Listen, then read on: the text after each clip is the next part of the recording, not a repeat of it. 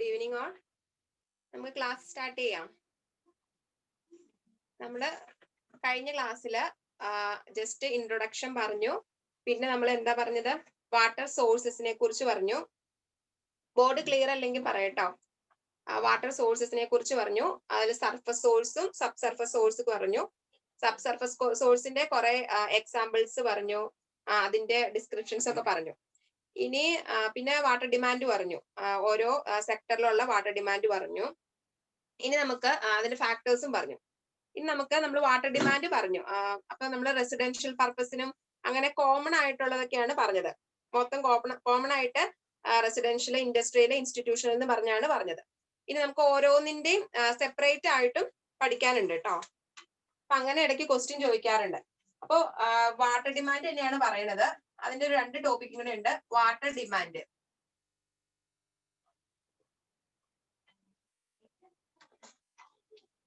ഈ cinema hall, നമ്മൾ public ബിൽഡിങ്ങിന്റെ കേസാണ് പറയണത്.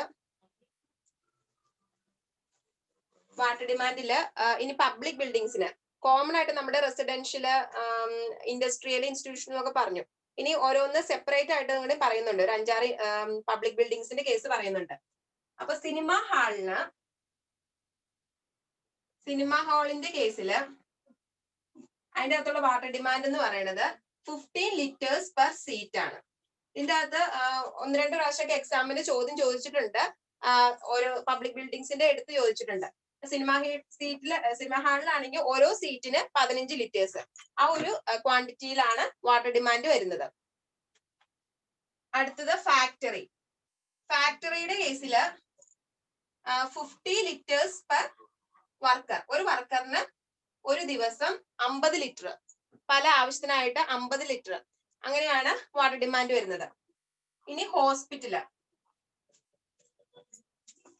ഹോസ്പിറ്റലിന്റെ കേസില് ബെഡിന്റെ നമ്പർ അനുസരിച്ചാണ് ഹോസ്പിറ്റലില് നമുക്ക് വാട്ടർ ഡിമാൻഡ് വരുന്നത്. അതിൽ ഹോസ്പിറ്റലിന്റെ കേസില് ലെസ് ദാൻ 100 ബെഡ്സും ഗ്രേറ്റർ ദാൻ 100 ബെഡ്സും. ലെസ് ദാൻ 100 ബെഡ്സ് ആണെങ്കിൽ അവിടുത്തെ വാട്ടർ ഡിമാൻഡ് എന്ന് പറയുന്നത് 340 liters per ബെഡും, ഗ്രേറ്റർ ദാൻ 100 വരുന്ന കേസിൽ 450 liters per ബെഡും ആണ് വാട്ടർ ഡിമാൻഡ് വരുന്നത്. ഇത് പഠിക്കാവുന്നവര് പഠിച്ചിരിക്കുക കേട്ടോ. ഇടയ്ക്ക് ക്വസ്റ്റ്യൻ ചോദിക്കാറുള്ളതാണ്. ഇനി ഹോട്ടൽസിന്റെ കേസിൽ 180 liters per person. അപ്പൊ കമ്പയർ ചെയ്തൊക്കെ പഠിച്ചിട്ട് നമ്മൾ ഓർത്തിരിക്കും. ഹോട്ടൽസും ഉണ്ട്, റെസ്റ്റോറന്റും ഉണ്ട്. അപ്പൊ അത് രണ്ടും കൂടി കമ്പയർ ചെയ്ത് പഠിക്കുക. ഹോട്ടൽസ് എന്ന് പറയുമ്പോൾ എന്താ, അക്കോമഡേഷനും കൂടി ഇൻക്ലൂഡഡ് ആണ് ഹോട്ടൽസിന്റെ കേസിൽ. അപ്പൊ വാട്ടർ ഡിമാൻഡ് ഓട്ടോമാറ്റിക്കലി കൂടുതലായിരിക്കും. ഹോട്ടൽസിന്റെ കേസിൽ 180 liters per person ആണ്. റെസ്റ്റോറൻറ്റ്സിന്റെ കേസിൽ 70 liters per person ആണ്. സിനിമ ഹാളില് നമ്മൾ ഒരുപാട് വാട്ടർ അത്യാവശ്യം അവിടെ വല്ല വാഷിങ്ങിനോ അല്ലെങ്കിൽ ജസ്റ്റ് ടോയ്ലറ്റ് യൂസ് അങ്ങനെ ഒരു വാട്ടർ ഡിമാൻഡിൽ വരുന്നുള്ളൂ. അതാണ് 50 liters per സീറ്റില് അത്രയും വാട്ടർ ഡിമാൻഡ് വരുള്ളൂ. ഫാക്ടറിയുടെ കേസിലാകുമ്പോൾ ഒരു വർക്കറിന് 50 liters എന്നുള്ള കണക്കിൽ വരും. ഹോസ്പിറ്റലില് ബെഡിന്റെ അനുസരിച്ചാണ്. ലെസ് ദാൻ 100 ആണെങ്കിൽ 340, ഗ്രേറ്റർ ദാൻ 100 ആണെങ്കിൽ കുറച്ചും കൂടി കൂടുതൽ വരും. ഏകദേശം ഒരു 100 അടുത്ത് കൂടുതൽ വരും. 450 liters per ബെഡ്. അങ്ങനെയൊക്കെ കമ്പയർ ചെയ്ത് പഠിക്കുക കേട്ടോ. ഹോട്ടൽസും റെസ്റ്റോറന്റും ഒന്നിച്ച് പഠിക്കുക. ഹോട്ടൽസ് എന്ന് പറയുമ്പോൾ അക്കോമഡേഷന് കൂടുതലുള്ള കാരണം അതിന്റെ അകത്ത് വാട്ടർ ഡിമാൻഡ് കൂടുതലായിരിക്കും. 180 liters per person ആയിരിക്കും. റെസ്റ്റോറൻറ്റ്സിന്റെ കേസിൽ 70 liters per person ഉള്ളൂ. അതിന്റെ പകുതി പോലും ഇല്ല എന്ന് പറയാം. ഇനി ഓഫീസും സ്കൂളും ഹോസ്റ്റലും കൂടെ ഉണ്ട്.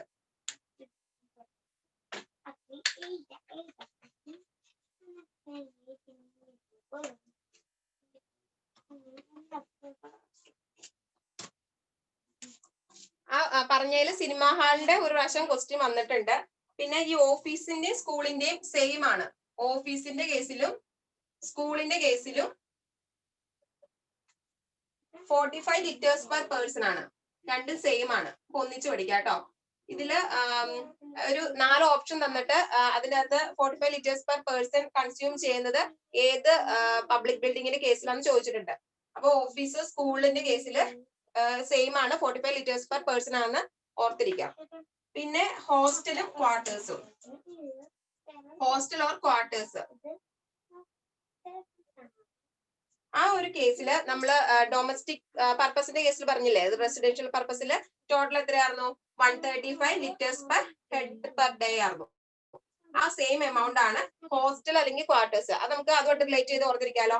ഹോസ്റ്റല് ക്വാർട്ടേഴ്സ് എന്ന് പറയുമ്പോഴെങ്കിൽ എന്താ, ആൾക്കാർ ജീവിക്കുന്നത് ഒരു ഏകദേശം സിമിലർ ടു റെസിഡൻഷ്യൽ പർപ്പസ് ആണ്.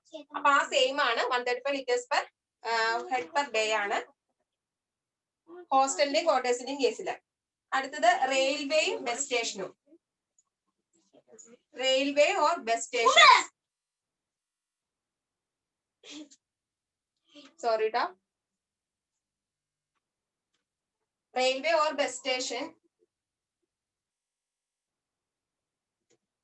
ആ ഒരു കേസില് ബാത്തിങ് ഫെസിലിറ്റീസ് പ്രൊവൈഡഡ് ആണെങ്കിൽ, ബാത്തിങ് ഫെസിലിറ്റീസ് ഇൻക്ലൂഡഡ് ആണെങ്കിൽ കൂടുതലാണ്. വാട്ടർ ഡിമാൻഡ് എന്ന് പറയുന്നത് 45 ലിറ്റേഴ്സും പെർ പേഴ്സണും. ഇനി ബാത്തിങ് ഫെസിലിറ്റീസ് ഇല്ലാതെ, നോ ബാത്തിങ് ഫെസിലിറ്റീസ് ആണെങ്കിൽ 23 ലിറ്റേഴ്സ് പെർ പേഴ്സൺ. ഇതെല്ലാം ഒന്ന്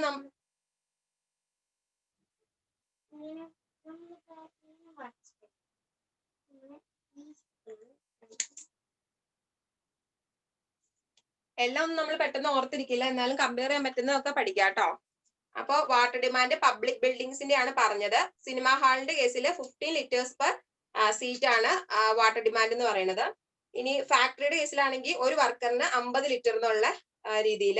ഹോസ്പിറ്റലിലാണെങ്കിൽ ലെസ് ദാൻ 100 ബെഡ്സ് ആണെങ്കിൽ 340 ലിറ്റേഴ്സ് പെർ ബെഡും, ഗ്രേറ്റർ ദാൻ 100 ബെഡ്സ് ആണെങ്കിൽ 450 ലിറ്റേഴ്സ് പെർ ബെഡും. പിന്നെ ഹോസ്റ്റൽസും ക്വാർട്ടേഴ്സിലൊക്കെ നമ്മുടെ സെയിം റെസിഡൻഷ്യൽ പർപ്പസിന്റെ സെയിം 135 ലിറ്റേഴ്സ് പെർ പേഴ്സൺ ആണ്. ഇനി ഹോട്ടൽസിന്റെയും റെസ്റ്റോറന്റിന്റെയും കേസിൽ ഹോട്ടൽസിൽ 180 ലിറ്റേഴ്സ് പെർ പേഴ്സണും അതിന്റെ പകുതിയില്ല, കുറച്ചും കൂടി കുറവ് 70 ലിറ്റേഴ്സ് പെർ പേഴ്സൺ ആണ് റെസ്റ്റോറന്റിന്റെ കേസിൽ. പിന്നെ സ്കൂൾസിലും ഓഫീസിലും സെയിം ആണ് 45 ലിറ്റേഴ്സ് പെർ പേഴ്സൺ. പിന്നെ റെയിൽവേയുടെ ബസ് സ്റ്റേഷന്റെ കാര്യം പറഞ്ഞു. ബാത്തിങ് ഇൻക്ലൂഡഡ് ആണെങ്കിൽ 45 ലിറ്റേഴ്സ് പെർ പേഴ്സണും, ബാത്തിങ് ഫെസിലിറ്റീസ് ഇല്ലെങ്കിൽ 23 ലിറ്റേഴ്സ് പെർ പേഴ്സണും. ഇതിനകത്ത് സ്കൂൾ ചോദിച്ചിട്ടുണ്ട്, ഓഫീസ് ചോദിച്ചിട്ടുണ്ട്, സിനിമ ഹാൾ ചോദിച്ചിട്ടുണ്ട്. ഏതാ ചോദിക്കണേ നമുക്ക് പറയാൻ പറ്റില്ല, ജസ്റ്റ് ഓർത്തിരിക്കാവുന്നേരം ഓർത്തിരിക്കാം കേട്ടോ. ഇനി ഡിസൈൻ പീരീഡ്. നമ്മളിപ്പോ വാട്ടർ സപ്ലൈ സ്കീം ആണെങ്കിലും ഓരോ ട്രീറ്റ്മെന്റ് യൂണിറ്റിന് നമ്മൾ വാട്ടറിന്റെ ട്രീറ്റ്മെന്റിനെ കുറിച്ചൊക്കെ പറയുന്നുണ്ട്.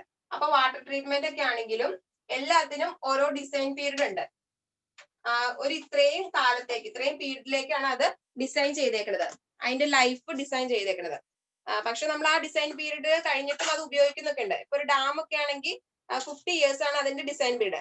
എന്നാലും അത് കഴിഞ്ഞിട്ട് നമ്മൾ യൂസ് ചെയ്യുന്നുണ്ട്. പക്ഷെ ഡിസൈൻ പീരീഡ് അങ്ങനെ കാൽക്കുലേറ്റ് ചെയ്തിട്ടുണ്ട്. ഇപ്പൊ ഡിസൈൻ പീരീഡ് എന്ന് പറഞ്ഞിട്ടുണ്ടെങ്കിൽ the future period or number of years for which a provision is made in designing the capacities of various components of the water supply scheme.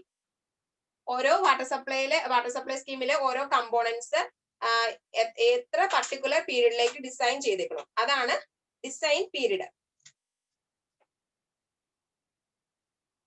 Design period ഇപ്പൊ ഡാമിന്റെ കേസിൽ, storage ഡാമിന്റെ കേസിൽ 50 years ആണ് അതിന്റെ design period. ഡാംസിന്റെ കേസിൽ 50 years. ഇനി intake work, ഇനി കുറെ പൈപ്പ് സിസ്റ്റം, പൈപ്പ് ലൈൻസിന്റെ കേസ് ഒക്കെ ഓർക്കാം. അങ്ങനെ പൈപ്പ് ലൈൻസ് ആയിട്ട് റിലേറ്റ് ചെയ്ത എല്ലാത്തിനും ഒരു 30 ഇയേഴ്സ് ആണ് ഡിസൈൻ പീരീഡ്. അത് ഒന്നിച്ച് പഠിച്ചു വെക്കാം കേട്ടോ. ഇൻടേക്ക് വർക്ക്സ്, ഇൻടേക്ക് വർക്ക് എന്ന് വെച്ചിട്ടുണ്ടെങ്കിൽ എന്താ, നമ്മള് സോഴ്സിൽ നിന്ന് വാട്ടർ കൺവേ ചെയ്തുകൊണ്ട് പോകുന്ന ആ ഒരു പൈപ്പ് ലൈൻസ് ഒക്കെ ഇല്ലേ, ആ സിസ്റ്റത്തിനാണ് ഇൻടേക്ക് വർക്ക് എന്ന് പറയുന്നത്, അല്ലെങ്കിൽ ഇൻടേക്ക് സ്ട്രക്ചർ എന്നൊക്കെ പറയുന്നത്. അപ്പൊ ഇൻടേക്ക് വർക്ക്സ്, അതുപോലെ പമ്പിങ്ങില് പമ്പ് ഹൗസും ഇലക്ട്രിക് മോട്ടോർ പമ്പ്സ് ഒക്കെയാണ് ഇൻക്ലൂഡ് ചെയ്യുന്നത്. പമ്പിങ്, പിന്നെ pipe connection to several treatment units. ഈ ട്രീറ്റ്മെന്റ് യൂണിറ്റ്സിലേക്കുള്ള pipe connection to treatment units.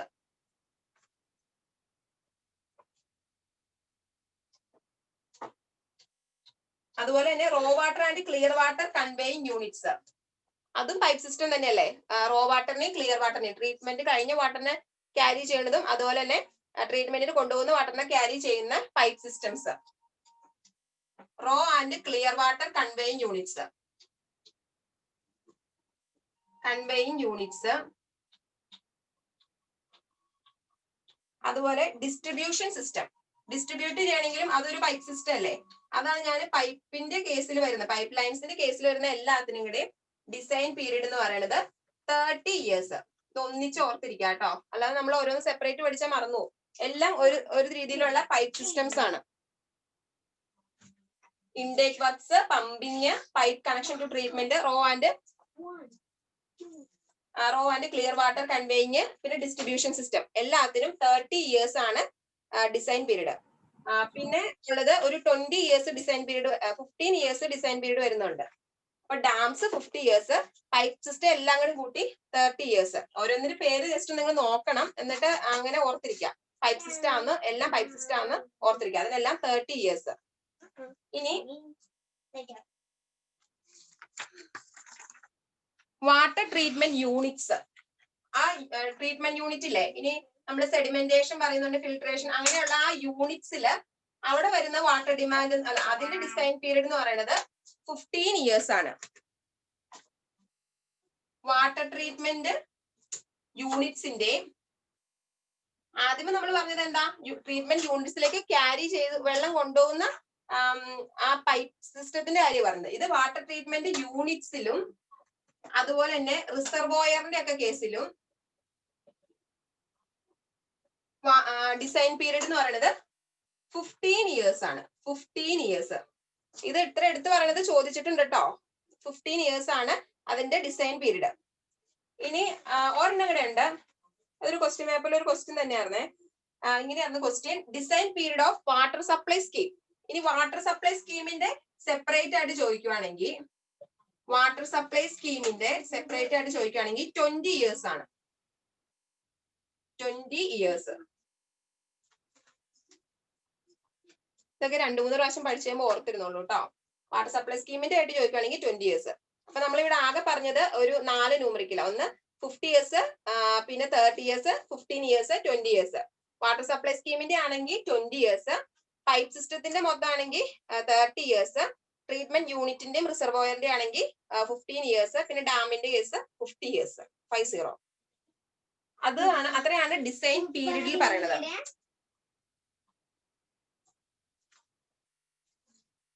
അതോടുകൂടി നമ്മുടെ വാട്ടർ ഡിമാൻഡിന്റെ ആ ഒരു ടോപ്പിക് കംപ്ലീറ്റ് ആയി.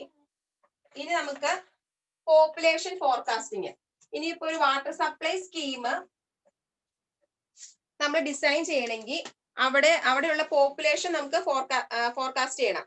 എത്രമാത്രം പീപ്പിൾ അവിടെ വാട്ടർ ഡിമാൻഡ് ചെയ്യണം, അതനുസരിച്ചായിരിക്കും വാട്ടർ സപ്ലൈ സ്കീം നമ്മൾ ഡിസൈൻ ചെയ്യണത്.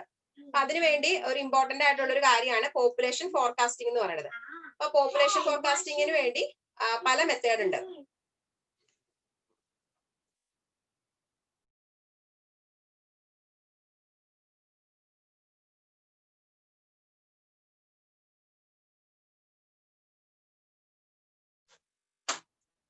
ഇപ്പൊ പോപ്പുലേഷൻ ഫോർകാസ്റ്റിംഗിന്റെ മെത്തേഡ് ആണ്, ഒരു 9 മെത്തേഡ്സ് ഉണ്ട് പോപ്പുലേഷൻ ഫോർകാസ്റ്റിംഗിന്.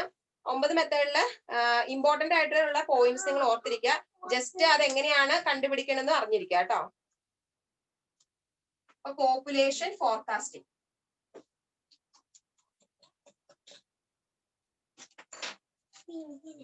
പോപ്പുലേഷൻ ഫോർകാസ്റ്റിംഗിന്റെ ഫസ്റ്റ് മെത്തേഡ് എന്ന് പറയുന്നത് അരിത്തമെറ്റിക് ഇൻക്രീസ് മെത്തേഡ് ആണ്.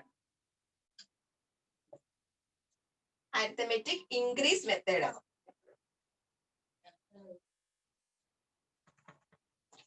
അരിത്തമെറ്റിക് ഇൻക്രീസ് മെത്തേഡില് അത് ഒരു സിമ്പിൾ മെത്തേഡ് ആണ്. നമ്മുടെ ഈ 9 മെത്തേഡിലെ ഏറ്റവും സിമ്പിൾ ആയിട്ടുള്ള മെത്തേഡ് ആണ് അരിത്തമെറ്റിക് ഇൻക്രീസ് മെത്തേഡ് എന്ന് പറയുന്നത്. സിമ്പിൾ മെത്തേഡ് ആണ്. സിമ്പിൾ മെത്തേഡ് ആണെങ്കിൽ കൂടി അത് ലോവർ റിസൾട്ട്സ് ആണ് തരുള്ളൂ. നമുക്ക് അത്ര ആക്യുറേറ്റ് ആയിട്ടുള്ള റിസൾട്ട് ഒന്നും അല്ലായിരിക്കും, ലോവർ റിസൾട്ട് ആണ് തരുള്ളൂ. അതാണ് അതിന്റെ ഡ്രോബാക്ക്.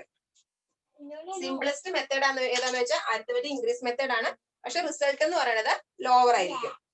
ഇനി നമ്മളിവിടെ എങ്ങനെയാന്ന് വെച്ചിട്ടുണ്ടെങ്കിൽ, ഇവിടെ പോപ്പുലേഷൻ എല്ലാം നമ്മൾ അസ്യൂം ചെയ്യണത് ഡിക്കേഡ് അനുസരിച്ചാണ് നമ്മൾ അവിടെ കാൽക്കുലേറ്റ് ചെയ്യുന്നത്. ഒരു ഡിക്കേഡ് എന്ന് വെച്ചിട്ടുണ്ടെങ്കിൽ 10 വർഷം. 10 വർഷം വെച്ചാണ് പോപ്പുലേഷൻ ഫോർകാസ്റ്റ് ചെയ്യുന്നത് അല്ലെങ്കിൽ കാൽക്കുലേറ്റ് ചെയ്യുന്നത്. അപ്പോ ഓരോ ഡിക്കേഡ് ടു ഡിക്കേഡ് ഈ പോപ്പുലേഷൻ ഇൻക്രീസ് എന്ന് പറയുന്നത് കോൺസ്റ്റന്റ് ആയിട്ടാണ് അരിത്തമെറ്റിക് ഇൻക്രീസ് മെത്തേഡിൽ നമ്മൾ അസ്യൂം ചെയ്യണത്. എങ്ങനെയാണ് അസംഷൻ? പോപ്പുലേഷൻ ഇൻക്രീസ് എന്ന് പറയുന്നത് കോൺസ്റ്റന്റ് ആണ്. ഈ പറയുന്ന പോയിന്റ്സ് ഓർത്തിരിക്കാം. Increase in population from decade to decade is considered as constant. That is dp/dt എന്ന് പറയുന്നത് കോൺസ്റ്റന്റ് ആണ്. k എന്ന് പറഞ്ഞ ഒരു കോൺസ്റ്റന്റ് ആണ്.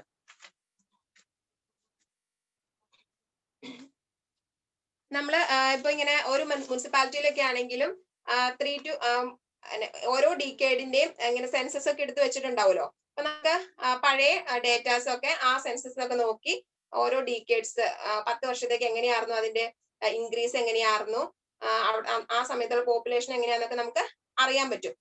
എന്നിട്ടാണ് നമ്മൾ അങ്ങനെ അപ്പോ എല്ലാ ഡീക്കേഡിലും ഓരോ ഡീക്കേഡിനും ഓരോ ഡീക്കേഡിലേക്ക് വരുമ്പോൾ ഈ പോപ്പുലേഷൻ ഇൻക്രീസ് എന്ന് പറയുന്നത് നമ്മൾ കോൺസ്റ്റന്റ് ആയിട്ടാണ് ഈ കേസിൽ അസ്യൂം ചെയ്യുന്നത്. അങ്ങനെയാണ് നമ്മൾ പോപ്പുലേഷൻ ഫോർകാസ്റ്റ് ചെയ്യുന്നത്. ഇത് യൂസ് ചെയ്യുന്നത് അതാണ് മെയിൻ ആയിട്ട് ചോദിക്കാറുള്ളത്. ഏത് സിറ്റീസിലാണ് അരിത്തമെറ്റിക് ഇൻക്രീസ് മെത്തേഡ് യൂസ് ചെയ്യണത്? ഈ മെത്തേഡ് യൂസ് ചെയ്യണത് ഓൾഡ് സിറ്റീസില് അതുപോലെ തന്നെ large cities which achieved the saturation population ഒരു സാച്ചുറേഷൻ ആയ സിറ്റിയുടെ കേസിൽ വെച്ചിട്ടുണ്ടെങ്കിൽ ഓൾമോസ്റ്റ് അവിടെ സ്റ്റേബിൾ ആണ്, ഇനി അവിടെ പോപ്പുലേഷൻ ഒന്നും ഇൻക്രീസ് ചെയ്യാനില്ല, അങ്ങനത്തെ ഒരു കേസുള്ള സിറ്റിയുടെ കേസിലാണ് അരിത്തമെറ്റിക് ഇൻക്രീസ് മെത്തേഡ് യൂസ് ചെയ്യുന്നത്. ഇതൊരു ക്വസ്റ്റ്യൻ ആട്ടോ. which method of population forecasting is adopted for saturation cities with already population is saturated?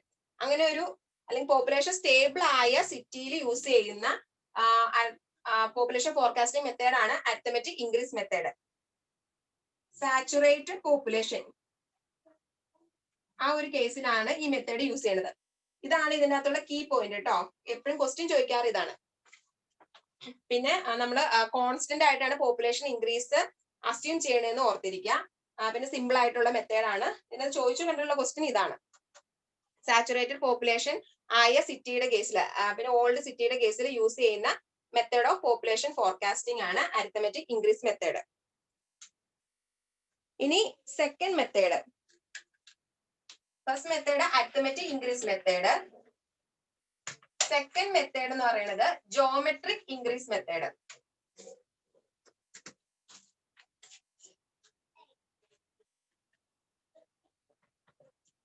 Geometric increase method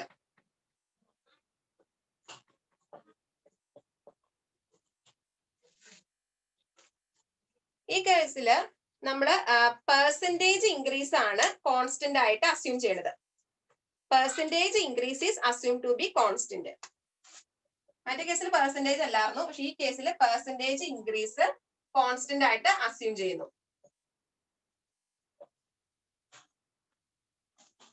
പിന്നെ ഇത് യൂസ് ചെയ്യണത് used for new younger cities expanded at faster rate. New younger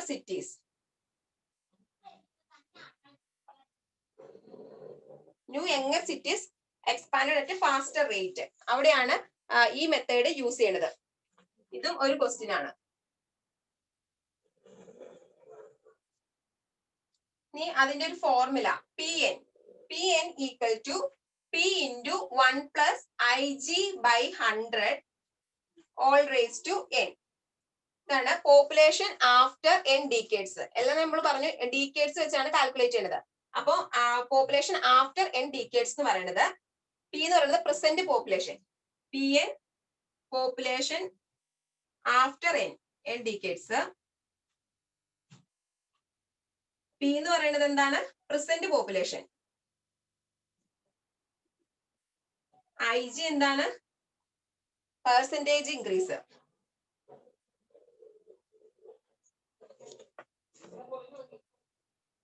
average percentage increase കേട്ടോ. Per decade ആണ് IG എന്ന് പറയുന്നത്. Formula ഇതാണ്.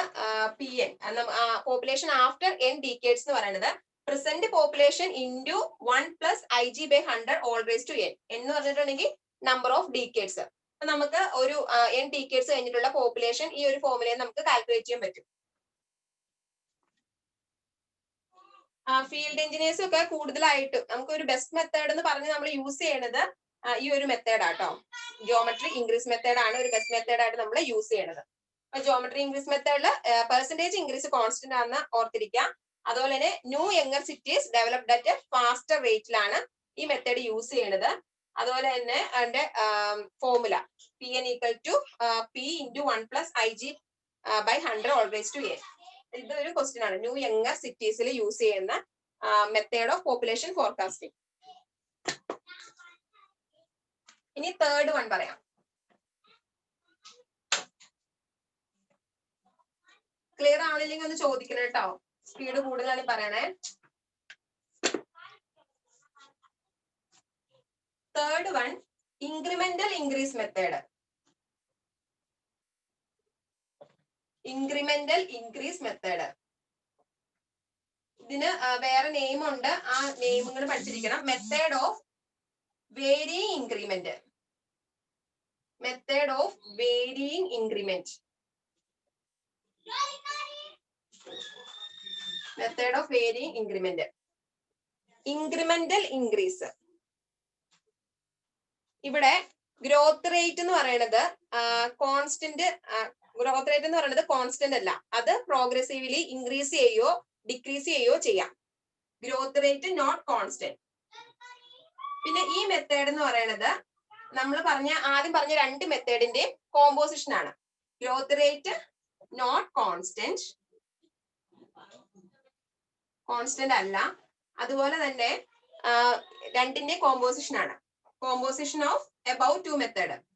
ഏതാ? Arithmetic increase മെത്തേഡിന്റെ ജോമെട്രി ഇൻക്രീസ് മെത്തേഡിന്റെ കോമ്പോസിഷൻ ആണ്, അല്ലെങ്കിൽ കോമ്പിനേഷൻ ആണ് ഈ method. Composition of about two method. അപ്പൊ അതിന്റെ റിസൾട്ടും നമുക്ക് ഇതിൽ നിന്ന് കിട്ടുന്ന, നമുക്ക് പോപ്പുലേഷൻ ഫോർകാസ്റ്റിംഗ് ചെയ്ത് ഇതിൽ നിന്ന് കിട്ടുന്ന റിസൾട്ട് എന്ന് പറയുന്നതും ഈ രണ്ടിന്റെ വാല്യൂന്റെയും ഇടയ്ക്കായിരിക്കും. ജോമെട്രിക്കിന്റെയും അരിത്തമെറ്റിക്കിന്റെയും ഇടയ്ക്കായിരിക്കും ഇത് കിട്ടുന്ന റിസൾട്ട് എന്ന് പറയുന്നത്. ഇത് ന്യൂ സിറ്റിക്കാണെങ്കിലും നമ്മൾ അരിത്തമെറ്റിക് ഏതിനാ പറഞ്ഞ ഓൾഡ് സിറ്റീസ് അല്ലെങ്കിൽ സാച്ചുറേറ്റഡ് പോപ്പുലേഷൻ എത്തിയ സിറ്റീസിലാണ്. അപ്പൊ ന്യൂ സിറ്റീസിലാണെങ്കിലും രണ്ടാമത്തെ ജോമെട്രിക്ക് പറഞ്ഞു ന്യൂ ഓർ യങ്ങർ സിറ്റീസിലാന്ന് പറഞ്ഞു. ന്യൂ സിറ്റീസിലും ഓൾഡ് സിറ്റീസിലും ഒരുപോലെ യൂസ് ചെയ്യാവുന്ന ഒരു മെത്തേഡാണ് ഈ പറയുന്ന ഇൻക്രിമെന്റൽ ഇൻക്രീസ് മെത്തേഡ്. ഇനി അത് കാൽക്കുലേറ്റ് ചെയ്യാനുള്ള formula population after n decade equal to present population plus NI. എന്ന് വെച്ചിട്ടുണ്ടെങ്കിൽ നമ്പർ ഓഫ് ഡീക്കേഡ്സ്, ഐ എന്ന് പറഞ്ഞിട്ടുണ്ടെങ്കിൽ average increase per decade. Average increase per decade, അതാണ് I. Plus n into n+1 into r/2. Equation ഒന്നും അറിഞ്ഞിരിക്കണ്ട കേട്ടോ. ഇത് രണ്ടിന് കോമ്പിനേഷൻ ആയിട്ടുള്ള ഒരു മെത്തേഡാന്ന് ഓർത്തിരിക്കുക. പിന്നെ ഗ്രോത്ത് റേറ്റ് അവിടെ കോൺസ്റ്റന്റ് അല്ല, അത് പ്രോഗ്രസീവ്ലി ഇൻക്രീസും ചെയ്യാം ഡിക്രീസും ചെയ്യാം. മറ്റു രണ്ട് കേസിലും ഫസ്റ്റ് കേസിൽ ഗ്രോത്ത് റേറ്റ് കോൺസ്റ്റന്റ് ആണെന്ന്, രണ്ടാമത്തെ റേറ്റിലും പെർസെന്റേജ് ഇൻക്രീസ് കോൺസ്റ്റന്റ് ആയിട്ടാണ് നമ്മൾ അസ്യൂം ചെയ്തത്. പക്ഷെ ഇവിടെ അങ്ങനെയല്ല. ഓർത്തിരിക്കുക, ഈ ഇക്വേഷൻ ഒന്നും ഓർത്തിരിക്കേണ്ട കാര്യമില്ല. ഇതിപ്പോ എങ്ങനെ കണ്ടുപിടിക്കണം എന്ന് വെച്ചിട്ടുണ്ടെങ്കിൽ ആദ്യമേ നമ്മളൊരു ഒരു അടുത്തടുത്തുള്ള ഒരു ഡീക്കേഡ് എടുക്കും. ഇപ്പൊ ഒരു 2000 തൊട്ട് 2010 വരെയുള്ള സമയം അവിടെ വന്ന പോപ്പുലേഷൻ നമുക്ക് കാൽക്കുലേറ്റ് ചെയ്യും. അതുപോലെ തന്നെ 2010 തൊട്ട് 2020 വരെ കാൽക്കുലേറ്റ് ചെയ്യും. എന്നിട്ട് ഓരോ ഡീക്കേഡിൽ വന്ന ഇൻക്രീസ് ആദ്യമേ കാൽക്കുലേറ്റ് ചെയ്യും. എന്നിട്ട് പിന്നെ ഇൻക്രിമെന്റൽ ഇൻക്രീസ് കാൽക്കുലേറ്റ് ചെയ്യും. എന്നിട്ട് അതിന്റെയൊക്കെ ആവറേജ് എടുത്തിട്ടാണ് ഈ ഇക്വേഷൻ എഴുതിയേക്കുന്നത്. അത് നമ്മൾ അറിയണ്ട, ജസ്റ്റ് രണ്ടിന്റെ കോമ്പിനേഷൻ ആണ്. ഗ്രോത്ത് റേറ്റ് കോൺസ്റ്റന്റ് അല്ല എന്ന് മാത്രം ഓർത്തിരിക്കുക. എല്ലാം കൂടെ ആകുമ്പോ നമുക്ക് അതെന്താ ഒരു ഭയങ്കര കുഴപ്പിക്കലായി പോകും, കിട്ടില്ല. അങ്ങനെയാണ് ഇത് കാൽക്കുലേറ്റ് ചെയ്യണത്. ആദ്യമേ ഒരു ഡീക്കേഡിൽ വന്ന് ഇൻക്രീസ് എടുക്കും, എന്നിട്ട് അതിന്റെ ആവറേജ് എടുക്കും, പിന്നെ ഇൻക്രിമെന്റൽ ഇൻക്രീസ് എടുക്കും, അതിന്റെ ആവറേജ് എടുക്കും, എന്നിട്ടാണ് അത് പ്രസന്റ് പോപ്പുലേഷനിലൂടെ ആഡ് ചെയ്ത് വന്നേക്കണ ഇക്വേഷൻ ആണ് ഇത്. ഇനി ഫോർത്ത് മെത്തേഡ്,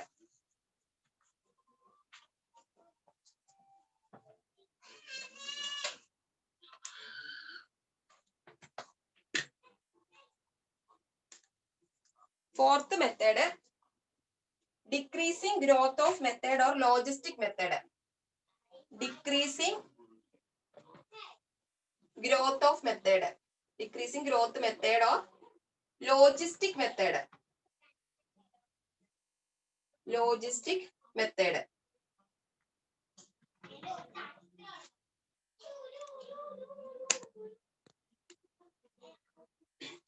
നമ്മള് പോപ്പുലേഷൻ കർവ്, പോപ്പുലേഷൻ നമ്മള് ഒരു പോപ്പുലേഷൻ വേഴ്സസ് ടൈം ഗ്രാഫ് വരയ്ക്കുവാണെങ്കിൽ നമുക്കൊരു എസ് കർവ് ആണ് കിട്ടുന്നത്. Population versus time. Population Y ആക്സിസിലും and time is represented in X axis. അങ്ങനെ ഒരു ഗ്രാഫ് വരച്ചിട്ടുണ്ടെങ്കിൽ നമുക്കൊരു എസ് ഷേപ്പ് കർവ് ആണ് കിട്ടുന്നത്.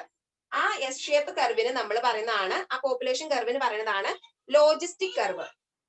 പോപ്പുലേഷൻ കർവ് അത് ചോദിച്ചിട്ടുണ്ട്. പോപ്പുലേഷൻ കർവിന് പറയുന്നതാണ് ലോജിസ്റ്റിക് കർവ്. അതിന്റെ shape S shape. S shape ആണെന്ന് ഓർത്തിരിക്കുക കേട്ടോ. പിന്നെ വേറെ ഒരു പോപ്പുലേഷൻ കർവ് കൂടെ ഉണ്ട്, ഗോംബട്സ് കർവ് എന്ന് പറയും. ഗോംബട്സ് അത് ലോജിസ്റ്റിക് കർവ് തന്നെയല്ല, വേറൊരു പേര് പറഞ്ഞതാണ് ഗോംബട്സ് കർവ്. സെയിം അല്ല കേട്ടോ, ഇതിന്റെ വേറെ വേറെ അല്ല, ഇതും ഒരു പോപ്പുലേഷൻ കർവ് ആണ്, ഗോംബട്സ് കർവ്. ക്വസ്റ്റ്യൻ ചോദിച്ച് കണ്ടിട്ടുള്ളത് ലോജിസ്റ്റിക്കിന്റെ കേസാണ് ക്വസ്റ്റ്യൻ ചോദിച്ചിട്ടുള്ളത്. അതിന്റെ ഷേപ്പ് ചോദിച്ചിട്ടുണ്ട്, എസ് ഷേപ്പ്. അതുപോലെ തന്നെ പോപ്പുലേഷൻ കർവ് 4 ഓപ്ഷൻസ് തന്നിട്ട് ഇതിന്റെ അകത്ത് പോപ്പുലേഷൻ കർവിന്റെ പേര് ഏതാന്ന് ചോദിച്ചിട്ടുണ്ട്, ലോജിസ്റ്റിക് കർവ്. ഗോംബട്സ് കർവ് കണ്ടിട്ടില്ല, ടെക്സ്റ്റിലൊക്കെ പറഞ്ഞിട്ടുണ്ട്, ജസ്റ്റ് അപ്പൊ അറിഞ്ഞിരിക്കുക. ഗോംബട്സ് കർവ് ഒരു പോപ്പുലേഷൻ കർവ് തന്നെയാണ്. പോപ്പുലേഷൻ വേഴ്സസ് ടൈം ഗ്രാഫ് വരയ്ക്കുമ്പോൾ നമുക്ക് എസ് ഷേപ്പ് കിട്ടും. ഇത് വെച്ചിട്ടാണ് ഈ മെത്തേഡിൽ നമ്മൾ പോപ്പുലേഷൻ ഫോർകാസ്റ്റ് ചെയ്യുന്നത്. Decreasing growth method or logistic മെത്തേഡിൽ പോപ്പുലേഷൻ ഫോർകാസ്റ്റ് ചെയ്യുന്നത് ഇങ്ങനെ ഒരു കർവ് വരയ്ക്കും. ഈ കർവ് വരച്ചിട്ട് ആദ്യം നമുക്ക് ഇവിടെ 0 എന്ന് തുടങ്ങാൻ പറ്റില്ലല്ലോ. പോപ്പുലേഷൻ ഒരിക്കലും 0 ആയ ഒരു ടൈം ഉണ്ടാവില്ല. അതാണ് നമ്മൾ മോളിൽ നിന്ന് തുടങ്ങിയേക്കണേ. അപ്പൊ ഇങ്ങനെ പോപ്പുലേഷൻ ആദ്യം പോപ്പുലേഷന്റെ റേറ്റ് ഇവിടെ ആദ്യം റേറ്റ് കൂടി കൂടി വരും, എന്നിട്ട് അത് ഡിക്രീസ് ചെയ്യുന്ന ഒരു ടെൻഡൻസി. അങ്ങനെയാണ് പോപ്പുലേഷൻ എന്നാണ് നമ്മുടെ പോപ്പുലേഷൻ കർവ് വരയ്ക്കും നമ്മൾ അസ്യൂം ചെയ്യേണ്ടത്. ഫസ്റ്റ് ഗ്രോത്ത് റേറ്റ് എന്ന് പറയുന്നത് ടൈമിനനുസരിച്ച് കൂടി കൂടി വന്നിട്ട് അത് സാച്ചുറേഷൻ പോപ്പുലേഷൻ എത്തിക്കഴിയുമ്പോൾ ആ ഗ്രോത്ത് കർവ് ഡിക്രീസ് ചെയ്യും, അല്ലെങ്കിൽ ഒരു കോൺസ്റ്റന്റ് ആയിട്ട് വരും. അതാണ് ഡിക്രീസിങ് ഗ്രോത്ത് മെത്തേഡില്. അങ്ങനെയാണ് ഈ മെത്തേഡ് ഉപയോഗിച്ച് പോപ്പുലേഷൻ ഫോർകാസ്റ്റ് ചെയ്യേണ്ടത്. അപ്പൊ ആ ടൈമിന് കറസ്പോണ്ടിങ് ആയിട്ടുള്ള പോപ്പുലേഷൻ നമ്മൾ ഇവിടെ കണ്ടെത്തും. അതാണ് ഡിക്രീസിങ് ഗ്രോത്ത് മെത്തേഡ് അല്ലെങ്കിൽ ലോജിസ്റ്റിക് മെത്തേഡ്. ലോജിസ്റ്റിക് മെത്തേഡ് എന്ന് പറയുമ്പോൾ നമ്മൾ പെട്ടെന്ന് ഈ കർവിന്റെ കാര്യം ഓർക്കും. ഡിക്രീസിങ് ഗ്രോത്ത് മെത്തേഡ് എന്ന് പറഞ്ഞിട്ടുണ്ടെങ്കിൽ അത് വരാൻ കാരണം ആദ്യം പോപ്പുലേഷൻ ഇൻക്രീസ് ചെയ്ത് വരും. ഇത് സാച്ചുറേറ്റഡ് പോപ്പുലേഷൻ എത്തിക്കഴിയുമ്പോൾ പിന്നീട് ഇൻക്രീസ് ചെയ്യില്ല. ഓൾറെഡി അവിടെ പോപ്പുലേഷൻ സാച്ചുറേറ്റഡ് ആയി, ഇനി ഇൻക്രീസ് ചെയ്യാനില്ല. അപ്പൊ നമ്മളത് ആ ഗ്രോത്ത് കുറഞ്ഞു വരും, അല്ലെങ്കിൽ ഒരു കോൺസ്റ്റന്റ് ആയിട്ട് വരുവാണ്. പിന്നെ അവിടെ ഇൻക്രീസ് ചെയ്യാനില്ല. ആ ഒരു കേസാണ് ഡിക്രീസിങ് ഗ്രോത്ത് മെത്തേഡ് അല്ലെങ്കിൽ ലോജിസ്റ്റിക് മെത്തേഡിൽ വരുന്നത്. ഇപ്പൊ പോപ്പുലേഷൻ കർവ് ലോജിസ്റ്റിക് ആണ്, എസ് ഷേപ്പ് ആണെന്ന് പ്രത്യേകം നോട്ട് ചെയ്തേക്കുക കേട്ടോ.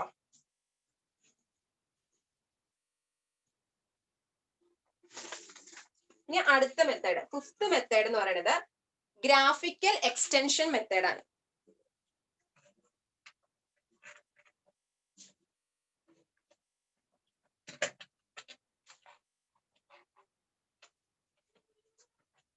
ഇത് വേഗം പറഞ്ഞു പോണത്, നിങ്ങൾ റെക്കോർഡിംഗ് ഉണ്ടല്ലോ, അപ്പൊ കേൾക്കാൻ വേണമെങ്കിൽ സംശയം ഉണ്ടെങ്കിൽ കേൾക്കുകയും ചെയ്യാം. പിന്നെ ഒരുപാട് പറഞ്ഞിട്ടുണ്ടെങ്കിൽ ഭയങ്കര ബോറിംഗ് ആയി തോന്നും, അതുകൊണ്ടാണ് ഒരുപാട് പറയാത്തെ. ഗ്രാഫിക്കൽ എക്സ്റ്റൻഷൻ മെത്തേഡ്, ഓരോ മെത്തേഡ് എങ്ങനെയാണെന്ന് ജസ്റ്റ് അറിഞ്ഞിരിക്കുക, അതിനകത്തുള്ള കീ പോയിന്റ്സ് പഠിക്കുക.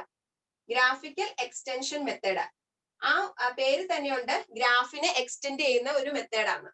അപ്പൊ ഇവിടെയും നമ്മൾ ആദ്യം വരച്ച പോലത്തെ ഒരു കർവ്, പോപ്പുലേഷൻ കർവ് അല്ലെങ്കിൽ ലോജിസ്റ്റിക് കർവ് വരയ്ക്കാം. പോപ്പുലേഷൻ വേഴ്സസ് ടൈം നമ്മളൊരു ഗ്രാഫ് വരയ്ക്കാം. എങ്ങനെയായിരുന്നു ഷേപ്പ്? എസ് ഷേപ്പ് ആയിരുന്നു. അപ്പൊ ഇത് 1920, 1930 ഓരോ ഡീക്കേഡ് അനുസരിച്ചല്ലേ, ഡീക്കേഡ് ആണ് കൂട്ടി വരുന്നത്. അങ്ങനെ 40 വരെ 50 വരെ നമുക്ക് അറിയാം. ഇപ്പൊ 50 ആണെന്ന് വെക്കുക, 1950 ആണ് ഈ ഒരു കാലഘട്ടം, അല്ലെങ്കിൽ 2020 അങ്ങനെ അസ്യൂം ചെയ്യാം. അപ്പൊ ഇവിടെ വരെയുള്ള പോപ്പുലേഷന്റെ ഗ്രോത്ത് നമുക്ക് അറിയാം. ഇവിടെ എന്ന് പറയുന്നത് ഒരു 1000 ആണെന്ന് ഓർക്കാം. 1950 പോപ്പുലേഷന്റെ റേറ്റ് 1000 ആണ്. ഇതാണ് ഇപ്പോഴത്തെ പ്രസന്റ് ഇയർ എന്ന് വെച്ചാൽ 1950 ആണ്. പ്രസന്റ് ഇയർ,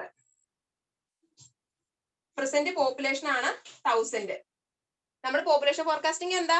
ഫ്യൂച്ചറിലേക്കുള്ള പോപ്പുലേഷൻ നമ്മൾ കാൽക്കുലേറ്റ് ചെയ്യുക. അപ്പൊ എങ്ങനെയാ കാൽക്കുലേറ്റ് ചെയ്യണമെന്ന് പറഞ്ഞത് ഗ്രാഫിക്കൽ എക്സ്റ്റൻഷൻ മെത്തേഡ് ആണ്. അപ്പൊ ഈ കർവിനെ നമ്മൾ ആ വന്ന രീതിയിൽ തന്നെ അങ്ങോട്ട് എക്സ്റ്റെൻഡ് ചെയ്യുക. ആ ഒരു പാറ്റേണിൽ തന്നെ അങ്ങോട്ട് എക്സ്റ്റെൻഡ് ചെയ്യും. ഇതാണ് അപ്പൊ എക്സ്റ്റെൻഡഡ് ആയിട്ടുള്ള കർവ് എന്ന് പറയുന്നത്. അപ്പൊ ഇതിനെ ഇനിയും വേണമെങ്കിൽ എക്സ്റ്റെൻഡ് ചെയ്യാം. അങ്ങനെ എക്സ്റ്റെൻഡ് ചെയ്ത് പോകും. ഇങ്ങനെ നമ്മൾ പോപ്പുലേഷനെ ഫോർകാസ്റ്റ് ചെയ്യുക. അപ്പൊ ഇതൊരു 1960 ആണെങ്കിൽ ഇതാണ് എക്സ്റ്റെൻഡഡ് കർവ് എന്ന് പറയുന്നത്. എക്സ്റ്റെൻഡഡ് കർവ് ഏതാ ഇത്. അപ്പൊ ഇപ്പൊ 1960 ആണെങ്കിൽ അതിന് കറസ്പോണ്ടിങ് ആയിട്ടുള്ള പോപ്പുലേഷൻ നമ്മൾ കാൽക്കുലേറ്റ് ചെയ്യും. അതാണ് ഈ മെത്തേഡ് പറയുന്നത്. ഒന്നുമില്ല, സിമ്പിൾ ആയിട്ടുള്ള മെത്തേഡാണ്. ഗ്രാഫിക്കൽ എക്സ്റ്റൻഷൻ മെത്തേഡില് പേര് പറയുന്ന പോലെ തന്നെ ഒരു ഗ്രാഫ് വരയ്ക്കും. അപ്പൊ പോപ്പുലേഷന്റെ ഗ്രാഫ് എങ്ങനെയാ, എസ് കർവ് ആണെന്ന് നമുക്ക് പഠിച്ചു. അപ്പൊ എസ് കർവ് വരയ്ക്കും. എന്നിട്ട് പ്രസന്റ് പോപ്പുലേഷൻ വരെയുള്ളത് നമുക്ക് എസ് കർവിൽ കിട്ടൂലോ. എന്നിട്ട് ഫ്യൂച്ചറിലേക്കുള്ളതാണ് നമുക്ക് വേണ്ടത്. അപ്പൊ ആ വന്ന രീതിയിൽ തന്നെ എവിടെ വരെ എത്തി നിൽക്കുന്നു ആ ഗ്രാഫ് അതുപോലെ തന്നെ നമ്മൾ എക്സ്റ്റെൻഡ് ചെയ്യും. എന്നിട്ട് അതിന് അപ്പൊ ഏത് ഇയർലിയാണ്, അപ്പൊ ഓരോ ഡീക്കേഡ്സിലും നമ്മൾ കാൽക്കുലേറ്റ് ചെയ്യും. അപ്പൊ 1960, 1970 അങ്ങനെ കാൽക്കുലേറ്റ് ചെയ്യാൻ വേണ്ടി അതിന് കറസ്പോണ്ടിങ് ആയിട്ടുള്ള പോപ്പുലേഷൻ ആ കർവ് എക്സ്റ്റെൻഡ് ചെയ്തിട്ട് കറസ്പോണ്ടിങ് ആയിട്ടുള്ള പോപ്പുലേഷൻ കാൽക്കുലേറ്റ് ചെയ്യും. അത് സിമ്പിൾ ആയിട്ടുള്ള ഒരു മെത്തേഡാണ്. ഇനി അടുത്ത മെത്തേഡാണ് graphical comparison method. Graphical comparison method ഈ മെത്തേഡിൽ നിന്ന് എൻറ്റയർലി ഡിഫറെന്റ് ആട്ടോ.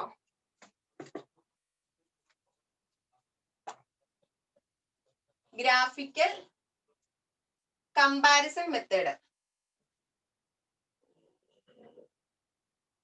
ഗ്രാഫിക്കൽ കമ്പാരിസൺ മെത്തേഡില് നമ്മൾ ഒരു സിറ്റീനെ കൺസിഡർ ചെയ്തേക്കണം. ആ സിറ്റിയുടെ പോപ്പുലേഷനായിട്ട് കമ്പയർ ചെയ്യുകയാണ്. അതിനോട് സിമിലർ ആയിട്ടുള്ള സിറ്റീസിനെ കമ്പയർ ചെയ്യുക. നമ്മളൊരു സിറ്റി എ എന്ന് പറയുന്നതാണ് നമ്മൾ കൺസിഡർ ചെയ്തേക്കണ സിറ്റി. കൺസിഡർ ചെയ്തേക്കണ സിറ്റി എ.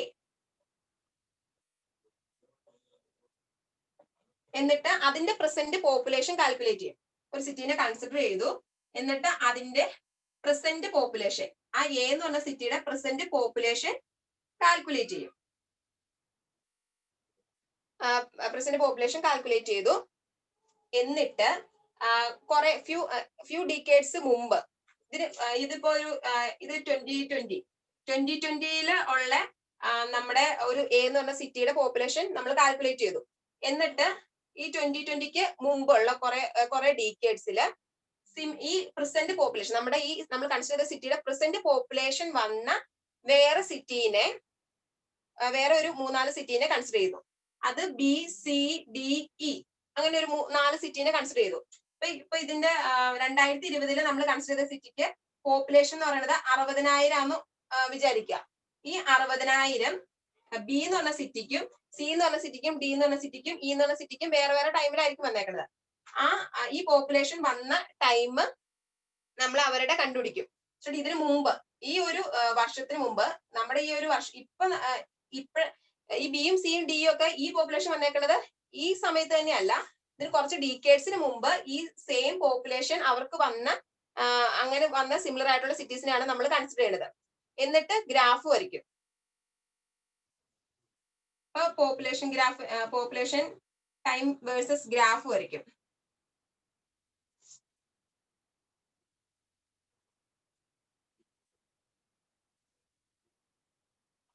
നമ്മൾ കൺസിഡർ ചെയ്ത സിറ്റി 2020, 2030, 2040.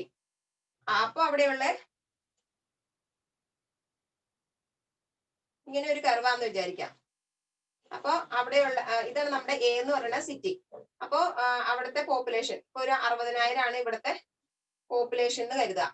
ഈ സെയിം പോപ്പുലേഷൻ ഉള്ള വേറെ സിറ്റികൾ ഇത് എ ആണ്. ഇനി ഒരു 1970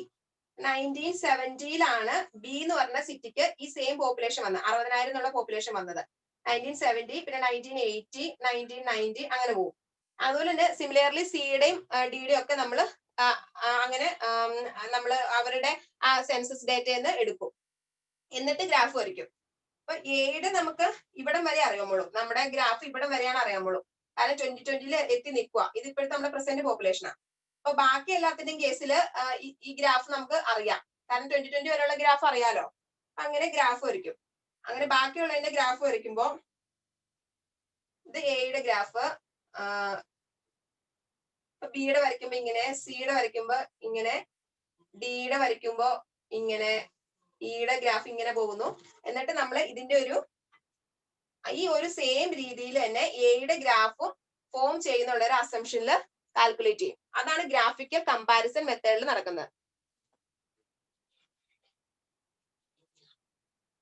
ഇപ്പൊ ഗ്രാഫിക്കൽ കമ്പാരിസൺ മെത്തേഡില് മനസ്സിലായെന്ന് വിചാരിക്കുന്നു കേട്ടോ. ക്ലിയർ അല്ലാത്തവർ ചോദിക്കണം. ഗ്രാഫിക്കൽ കമ്പാരിസൺ മെത്തേഡിൽ നമ്മൾ ഒരു സിറ്റിനെ കൺസിഡർ ചെയ്യും, അവിടുത്തെ പ്രസന്റ് പോപ്പുലേഷൻ എടുക്കും, എന്നിട്ട് ഈ പ്രസന്റ് പോപ്പുലേഷൻ ഒരു കുറച്ച് ഡീക്കേഡ്സിന് മുമ്പ് വന്ന സിറ്റീസ്, സിമിലർ ആയിട്ട് ഒരു 3-4 സിറ്റീസിനെ കൺസിഡർ ചെയ്തിട്ട് അവിടുത്തെ ഇൻക്രീസ് എങ്ങനെയാ വന്നതെന്ന് വെച്ച് ഗ്രാഫ് വരയ്ക്കും. ആ ഒരു രീതിയിൽ തന്നെയാണ് ഇവിടെയും ഇൻക്രീസ് വന്നേക്കുന്ന രീതിയിൽ ഇവിടുത്തെ ഗ്രാഫ് എക്സ്റ്റെൻഡ് ചെയ്യല്ല, ആ ഗ്രാഫ് അതുപോലെ തന്നെ കമ്പയർ ചെയ്ത് വരച്ച് നമ്മൾ ഫ്യൂച്ചറിലേക്കുള്ള പോപ്പുലേഷൻ ഫോർകാസ്റ്റ് ചെയ്യുന്നു. അതാണ് ഗ്രാഫിക്കൽ കമ്പാരിസൺ മെത്തേഡ് എന്ന് പറയുന്നത്. നെക്സ്റ്റ് മെത്തേഡ് ആണ് സോണിംഗ് മെത്തേഡ് അല്ലെങ്കിൽ മാസ്റ്റർ പ്ലാൻ മെത്തേഡ്. 3 മെത്തേഡും കൂടെ ഉണ്ട്.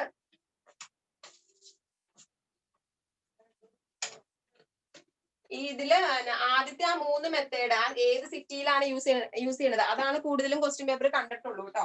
അപ്പൊ ബാക്കിയെല്ലാം നിങ്ങൾ അറിഞ്ഞിരിക്കാം. അടുത്താണ് സോണിംഗ് മെത്തേഡ് അല്ലെങ്കിൽ master plan method. Zoning or master plan method. ഈ മെത്തേഡില് ഇപ്പൊ ടൗൺ പ്ലാനറൊക്കെ ഒരു മാസ്റ്റർ പ്ലാൻ തയ്യാറാക്കുക, ഒരു സിറ്റീനെ കുറിച്ചുള്ള മാസ്റ്റർ പ്ലാൻ തയ്യാറാക്കും.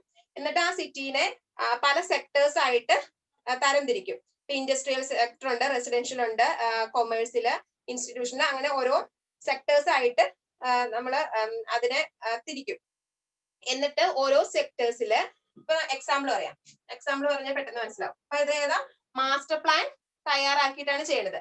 ഡിഫറെന്റ് സെക്ടേഴ്സ് ആയിട്ട് തിരിക്കും.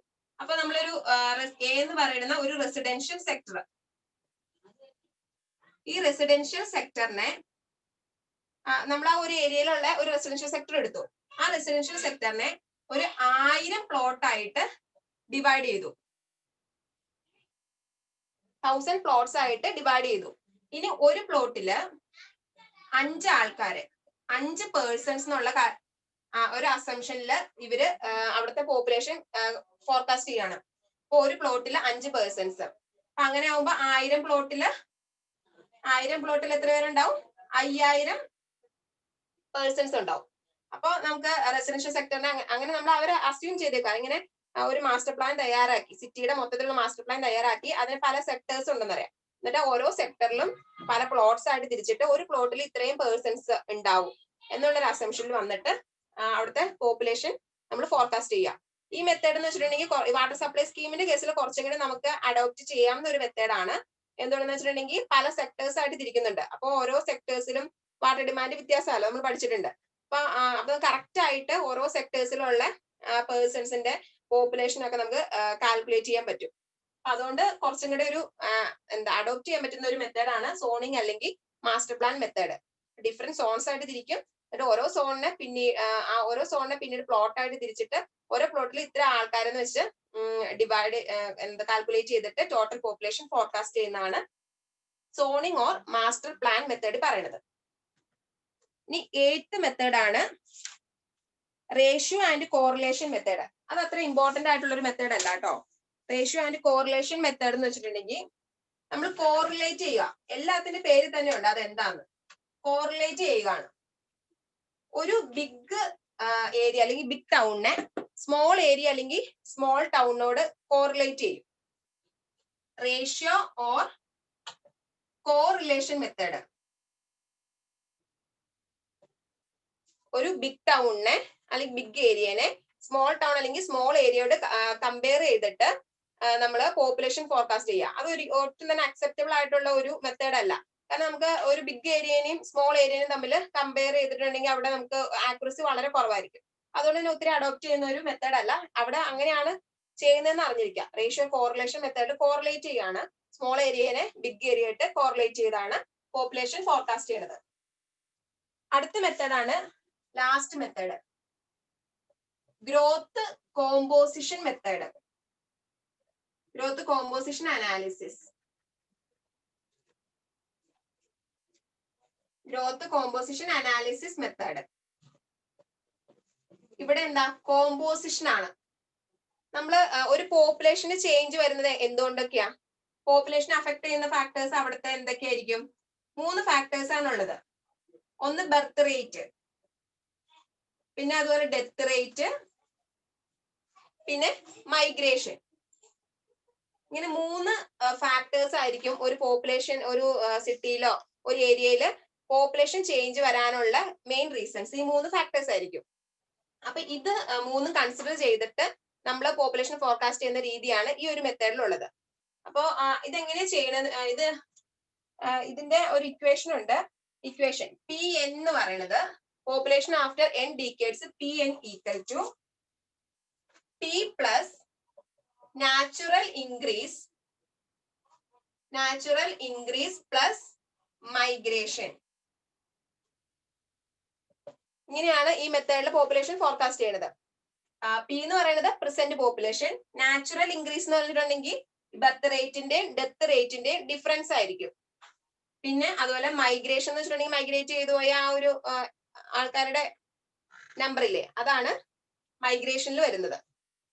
അപ്പൊ ഇങ്ങനെ ചെയ്യുന്ന മെത്തേഡാണ് ഗ്രോത്ത് കോമ്പോസിഷൻ അനാലിസിസ്.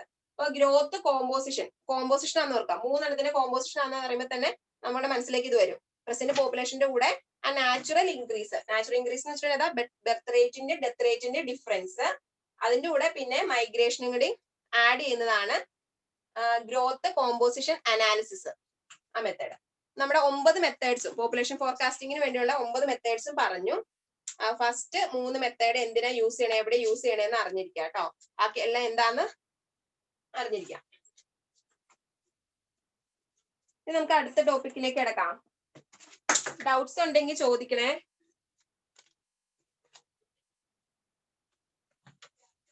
ഇന്നലെ നോട്ട്സ് തന്നതിൽ ഒരു ഈൽഡ്, ഞാൻ നോട്ട്സ് വരുമ്പോ ചിലപ്പോ കുറച്ച് പോയിന്റ്സ് ഒക്കെ അഡീഷണൽ ആയിട്ട് കൊടുത്തേക്കണത് ക്വസ്റ്റ്യൻ പേപ്പറിലൊക്കെ കണ്ട ക്വസ്റ്റ്യൻസ് ഒക്കെ അഡീഷണൽ ആയിട്ട് കൊടുത്തേക്കണതാട്ടോ.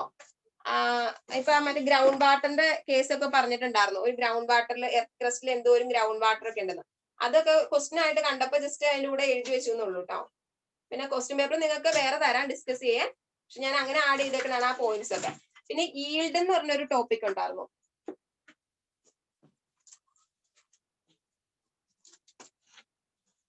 നമ്മൾ ഗ്രൗണ്ട് വാട്ടർ ഹൈഡ്രോളജിനെ കുറിച്ച് പറഞ്ഞായിരുന്നു. അതിൽ ഈൽഡ് എന്ന് പറഞ്ഞ ഒരു ടോപ്പിക്, അത് നമ്മുടെ സിലബസിലുള്ളതല്ല, പക്ഷെ ക്വസ്റ്റ്യൻ കണ്ട കാരണം ജസ്റ്റ് ഇൻക്ലൂഡ് ചെയ്താണ്. ഈൽഡ് എന്ന് പറഞ്ഞിട്ടുണ്ടെങ്കിൽ amount of water that can be supplied from the reservoir or well in A specified interval of time. നമ്മൾ ഇന്നലൊക്കെ പറഞ്ഞില്ല അക്വിഫറിൽ നിന്ന് ഈൽഡ് ചെയ്യാന്ന്. നമുക്ക് ആ ഒരു സ്റ്റോറേജിൽ നിന്ന്, വാട്ടർ ബെയറിംഗ് സ്റ്റേറ്റിൽ നിന്ന് നമുക്ക് എത്രമാത്രം വാട്ടർ ഈൽഡ് ചെയ്തെടുക്കാന്ന് പറഞ്ഞില്ലേ, അതിനാണ് ഈൽഡ്. ഒരു സ്പെസിഫിക് ഇന്റർവൽ ഓഫ് ടൈമിൽ എത്രമാത്രം വാട്ടറിനെ നമുക്ക് ആ സ്റ്റോറേജിൽ നിന്ന് എടുക്കാം, അതാണ് ഈൽഡ് എന്ന് പറഞ്ഞ ആ ഒരു ടേം കൊണ്ട് മീൻ ചെയ്യണത്. ഇനി അത് ഡിപ്പെൻഡ് ചെയ്യണത് എന്തിനൊക്കെ ഡിപ്പെൻഡ് ചെയ്യണമെന്ന് അറിഞ്ഞിരിക്കണം. കാരണം ഒരു ക്വസ്റ്റ്യൻ ആയിരുന്നു ഈൽഡ് ഡിപ്പെൻഡ്സ് അപ്പോൺ, ഒരു 4 ഫാക്ടേഴ്സ് കൊടുത്തിട്ട് 3 എണ്ണം കൊടുത്തിട്ടുണ്ട്. പിന്നെ 4ാമത്തെ ഓപ്ഷൻ ഓൾ ഓഫ് ദീസ് ആയിരുന്നു. ആൻസർ ഓൾ ഓഫ് ദീസ് ആയിരുന്നു. അപ്പൊ അതിന് ഡിപ്പെൻഡ് ചെയ്യണത്, yield depends on position of water table. Water ടേബിളിന്റെ പൊസിഷൻ ഒരുപാട് അടിയിലാണെങ്കിൽ നമുക്ക് ഈൽഡ് ചെയ്തെടുക്കാൻ ബുദ്ധിമുട്ടുണ്ടാവും.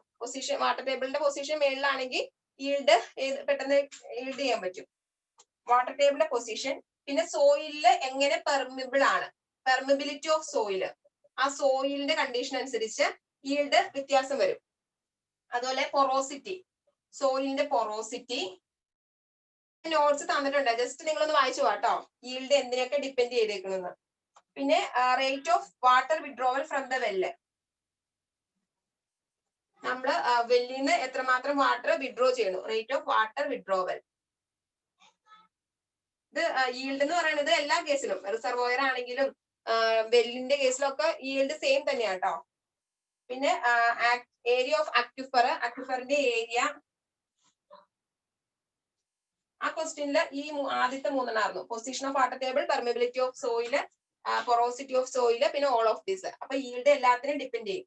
ഏരിയ ഓഫ് അക്വിഫർ, അങ്ങനെ പിന്നെ factors actual flow velocity, amount of water stored in the well, ആ ഫാക്ടേഴ്സിനൊക്കെ ഈൽഡ് ഡിപ്പെൻഡ് ചെയ്യും. പിന്നെ ഈൽഡ് അണ്ടർഗ്രൗണ്ട് സോഴ്സിലും സർഫസ് സോഴ്സിലും ഈൽഡ് കാൽക്കുലേറ്റ് ചെയ്യാൻ വേണ്ടി രണ്ട് ഫോർമുലയാണ്. അതായത് സർഫസ് സോഴ്സിൽ ഈൽഡ് കാൽക്കുലേറ്റ് ചെയ്യാൻ വേണ്ടി ഒരു 3 മെത്തേഡ് ഉണ്ട്. ആ മെത്തേഡിന്റെ പേര് അറിഞ്ഞിരിക്കണം കേട്ടോ, അത് ക്വസ്റ്റ്യൻ ആയിരുന്നേ.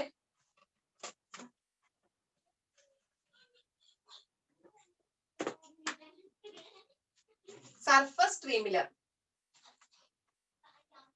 സ്ട്രീമില് ഈൽഡ് കാൽക്കുലേറ്റ് ചെയ്യാനുള്ള ഫോർമുലാസ് ആണ് cross section velocity, stream gauging, cross section velocity, stream gauging, ഈ പേരെല്ലാം പഠിക്കണേ. Stream gauging.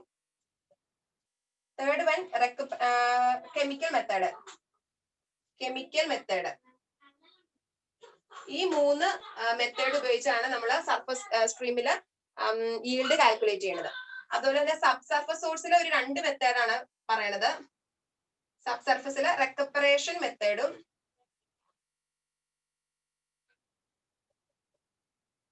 പിന്നെ കോൺസ്റ്റന്റ് ലെവൽ പമ്പിംഗ് ടെസ്റ്റും. ഈ 2 മെത്തേഡും കേൾക്കാൻ ചാൻസ് ഉണ്ട്. Constant level pumping test.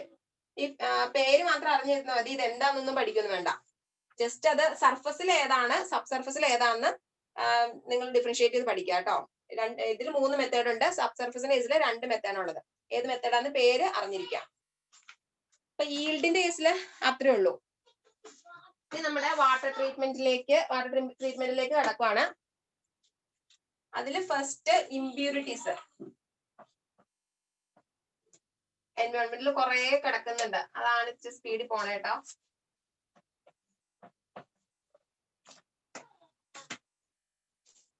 First നമ്മള് ഇമ്പ്യൂരിറ്റീസ്, നമ്മൾ വാട്ടർ ട്രീറ്റ്മെന്റിലേക്ക് കടക്കാൻ പോവാം. അപ്പൊ അതിനു മുമ്പ് വാട്ടർ ട്രീറ്റ്മെന്റിൽ എന്തൊക്കെ ഇമ്പ്യൂരിറ്റീസിനെയാണ് റിമൂവ് ചെയ്യണത്.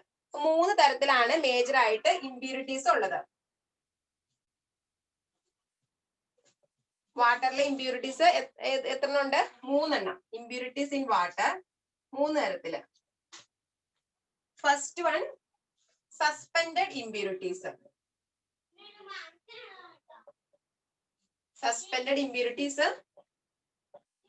Second one കൊളോയിഡില്.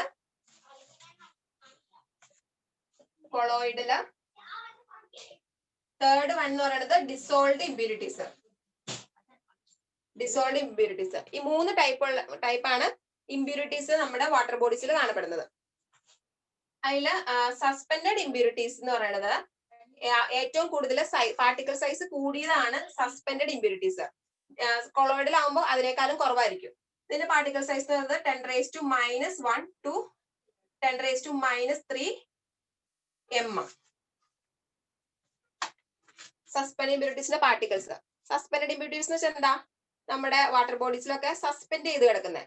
അത് നമുക്ക് ഇപ്പോ എന്തെങ്കിലും സെറ്റിലിംഗ് ടാങ്ക്, സെഡിമെന്റേഷൻ ടാങ്കിലൊക്കെ നമുക്ക് സെറ്റിൽ ചെയ്തെടുക്കാവുന്ന ഇമ്പ്യൂരിറ്റീസ് ആണ് സസ്പെൻഡഡ് ഇമ്പ്യൂരിറ്റീസ്.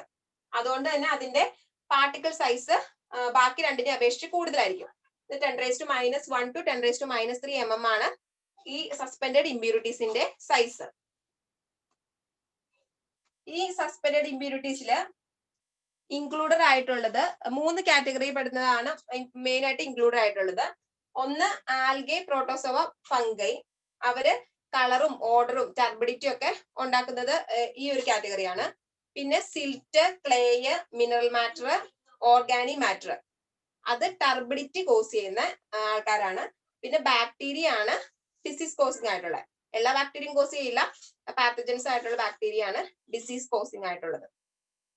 സസ്പെൻഡഡ് ഇമ്പ്യൂരിറ്റീസ് നമ്മൾ പറഞ്ഞു. സസ്പെൻഡ് ചെയ്തിരിക്കുന്ന ഇമ്പ്യൂരിറ്റീസ് നമുക്ക് സെറ്റിൽ ചെയ്തെടുക്കാവുന്ന, സെറ്റിലിംഗ് ടാങ്കിലോ സെഡിമിനേഷൻ ടാങ്കിലോ ഒക്കെ നമുക്ക് സെറ്റിൽ ചെയ്തെടുക്കാവുന്ന സ്പെസിഫിക് ഗ്രാവിറ്റി കൂടിയ ഇമ്പ്യൂരിറ്റീസ് ആണ് സസ്പെൻഡഡ് ഇമ്പ്യൂരിറ്റീസ്. അതിൽ 3 കാറ്റഗറി: ആൽഗെ, പ്രോട്ടോസോവ, ഫംഗൈ, അങ്ങനെ ഒരു കാറ്റഗറി. രണ്ടാമത്തെന്ന് പറയുന്നത് സിൽറ്റ്, ക്ലേയ്, മിനറലൊക്കെ. Silt, clay, mineral.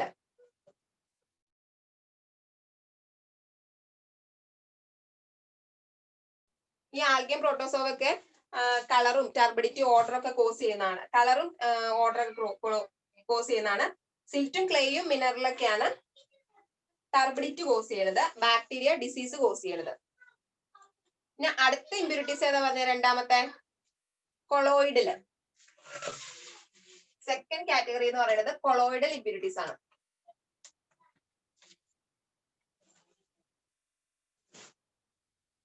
Colloidal impurities. Colloidal impurities എന്ന് പറയുമ്പോൾ ഇതിനേക്കാളും സൈസ് കുറവായിരിക്കും.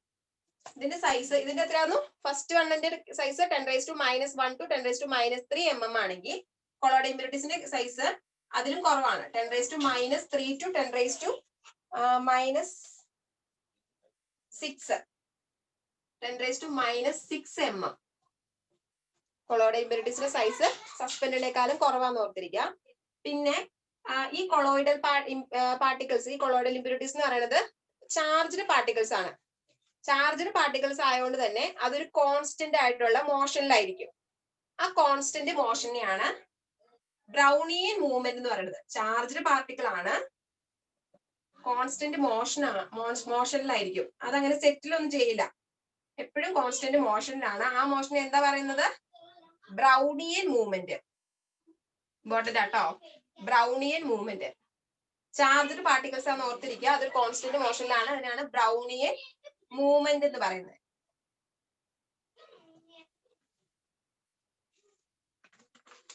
ഇത് നമുക്ക് നേക്കഡ് ഐ കൊണ്ടൊന്നും കാണാൻ പറ്റില്ല, എന്താ കൊളോയിഡൽ ഇമ്പ്യൂരിറ്റീസ്. ഇപ്പൊ സെക്കൻഡ് ടൈപ്പ് ഓഫ് ഇമ്പ്യൂരിറ്റീസ് കൊളോയിഡല് സൈസ് കുറവായിരിക്കും, അത് ഒരു ചാർജ്ഡ് പാർട്ടിക്കിൾസ് ആണ്, എപ്പോഴും കോൺസ്റ്റന്റ് ആയിട്ടുള്ള മോഷനിലായിരിക്കും. ആ മോഷനെ പറയുന്നതാണ് ബ്രൗണിയൻ മൂവ്മെന്റ്. ഇനി തേർഡ് കാറ്റഗറി ഏതാ പറഞ്ഞത്? Dissolved impurities. ഡിസോൾഡ് എന്ന് വെച്ചിട്ടുണ്ടെങ്കിൽ വാട്ടർ ഒരു ഗുഡ് സോൾവെന്റ് ആണ്, അതുകൊണ്ട് തന്നെ എല്ലാ ഇമ്പ്യൂരിറ്റീസും ഡിസോൾവ് ചെയ്യുന്ന എല്ലാ ഇമ്പ്യൂരിറ്റീസും അതിൻ്റെ അകത്ത് ഡിസോൾവ് ചെയ്ത് കാണും. ഡിസോൾഡ് ഇമ്പ്യൂരിറ്റീസിന്റെ എമൗണ്ട് കൂടുതലായിരിക്കും, മറ്റുള്ളതിനേക്കാളും അപേക്ഷിച്ച് കൂടുതലായിരിക്കും, കാരണം വാട്ടർ ഒരു ഗുഡ് സോൾവെന്റ് ആയതുകൊണ്ട്. ഈ ഡിസോൾഡ് ഇമ്പ്യൂരിറ്റീസ് നമുക്ക് കാണാൻ പറ്റില്ല, അതും നോട്ട് വിസിബിൾ ആണ്, അത് ഓൾറെഡി അതിനകത്ത് ഡിസോൾവ് ചെയ്തിരിക്കും. അതിന്റെ അകത്ത് വന്നതാണ് സോൾട്ട്, പിന്നെ മെറ്റൽസ്, ഗ്യാസസ്. ഇതൊക്കെയാണ് ഈ ഒരു കാറ്റഗറിയിൽ വരുന്നത്, ഡിസോൾഡിൽ വരുന്നത്. ഇതിന്റെ അകത്ത് ഏതാ ഈ ഗ്യാസസ്. ഇപ്പൊ ഓക്സിജൻ എന്ന് പറഞ്ഞ ഗ്യാസ് കൊറോഷൻ, അത് ഇടയ്ക്ക് ചോദിക്കാറുള്ളതാണ്. ഓക്സിജൻ എന്ന് പറഞ്ഞാൽ ഇപ്പൊ പറഞ്ഞെന്നുള്ളൂ കേട്ടോ, ഇതുമായിട്ട് അത്ര റിലേറ്റഡ് അല്ല. ഓക്സിജൻ എന്ന് പറഞ്ഞ ഗ്യാസ് നമ്മുടെ കൊറോഷൻ കോസ് ചെയ്യുന്ന ഒരു ഗ്യാസ് ആണ് ഓക്സിജൻ എന്ന് പറയുന്നത്. പിന്നെ ഈ ഗ്യാസസ് ആണ് നമുക്ക് ബാഡ് ടേസ്റ്റും ഓർഡർ ഒക്കെ ഉണ്ടാക്കാനുള്ള ഒരു റീസൺ. ഈ ഗ്യാസസിന്റെ പ്രസൻസ് ആണ് ബാഡ് ടേസ്റ്റ് ഓർഡർ ഒക്കെ ഉണ്ടാകാനുള്ള റീസൺ. ഇപ്പൊ 3 ഉണ്ട്. ഏതൊക്കെയായിരുന്നു? ഫസ്റ്റ് വൺ എന്ന് പറയുന്നത് സസ്പെൻഡഡ്, ഏറ്റവും സ്പെസിഫിക് ഗ്രാവിറ്റി കൂടുതലനുസരിച്ച് സെറ്റിൽ ചെയ്യും, ഏറ്റവും സൈസ് കൂടിയ പാർട്ടിക്കിൾസ് അതാണ്, ഇമ്പ്യൂരിറ്റീസ് അതാണ്. രണ്ടാമത്തെ ഏതായിരുന്നു? കൊളോയിഡില്, കുറച്ചും കൂടി സൈസ് കുറഞ്ഞതാണ്, കോൺസ്റ്റന്റ് മോഷനിലാണ്, ചാർജ്ഡ് പാർട്ടിക്കിൾസ് ആണ്. തേർഡ് വൺ ആണ് ഡിസോൾഡ്. സോൾട്ടും മെറ്റൽസും ഗ്യാസസ് ഒക്കെ അതിന്റെ അകത്ത് വരുന്നതാണ്. ഡിസോൾഡ് ഇമ്പ്യൂരിറ്റീസ് എന്ന് വെച്ചിട്ടുണ്ടെങ്കിൽ വാട്ടർ ഗുഡ് സോൾവെന്റ് ആയതുകൊണ്ട് തന്നെ ഡിസോൾഡ് ഇമ്പ്യൂരിറ്റീസിന്റെ അളവും കൂടുതലായിരിക്കും. ഇനി ഇമ്പ്യൂരിറ്റീസിനെ ഒക്കെ അറിയാൻ വേണ്ടി നമ്മൾ വാട്ടർ അനാലിസിസ് ചെയ്യും. നെക്സ്റ്റ് പോർഷൻ ആണ് വാട്ടർ അനാലിസിസ്.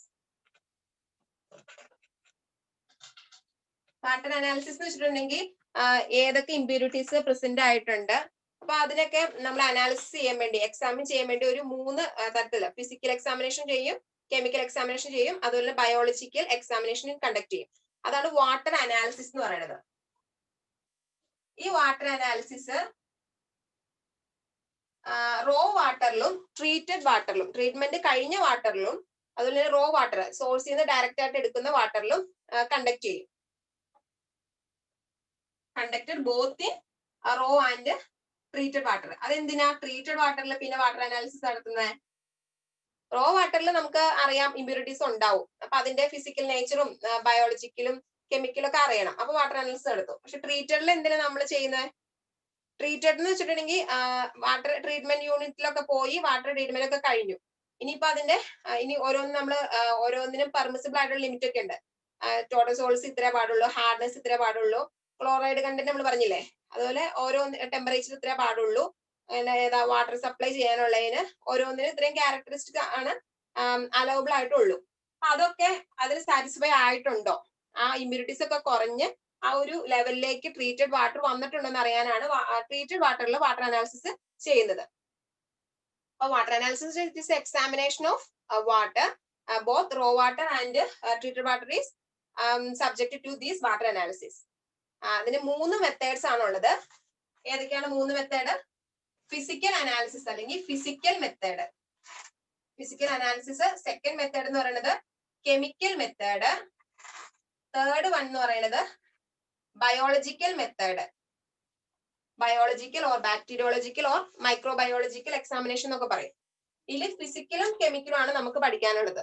നമ്മുടെ സിലബസിൽ ഇത് രണ്ടുമാണ് ഉള്ളത്. ബയോളജിക്കൽ ഇല്ല, ജസ്റ്റ് പേര് മാത്രം അറിഞ്ഞിരിക്കാം. അപ്പൊ നമുക്ക് ഇനി ഓരോന്ന് ഡീറ്റെയിൽഡ് ആയിട്ട് നോക്കണം. ഫസ്റ്റ് വൺ ആണ് ഫിസിക്കൽ മെത്തേഡ്.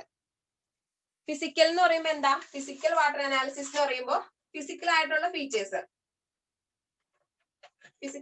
ഫീച്ചേഴ്സിനെ അനാലിസിസ് ചെയ്യുന്നതാണ് ഫിസിക്കൽ മെത്തേഡ്. അതിൽ ഏതൊക്കെയാ വരുന്നത്? ഫിസിക്കൽ മെത്തേഡില് ടെമ്പറേച്ചർ, അതുപോലെ കളറ്, ടർബിഡിറ്റി, അങ്ങനെ ഫിസിക്കൽ ആയിട്ട് വരുന്ന പ്രോപ്പർട്ടീസിനെ അനാലിസിസ് ചെയ്യുവാണ് ഈ മെത്തേഡിൽ. അപ്പൊ ഓരോന്നിന്റെയും പോർട്ടബിൾ വാട്ടറിലൊക്കെ അല്ലെങ്കിൽ വാട്ടർ സ്കീമിൽ സപ്ലൈ ചെയ്യുമ്പോൾ ഓരോന്നിനും വേണ്ട അലൗബിൾ ആയിട്ടുള്ള ലിമിറ്റ് ഇല്ലേ, പെർമിസിബിൾ ആയിട്ടുള്ള ലിമിറ്റ് നമ്മൾ പഠിക്കണം.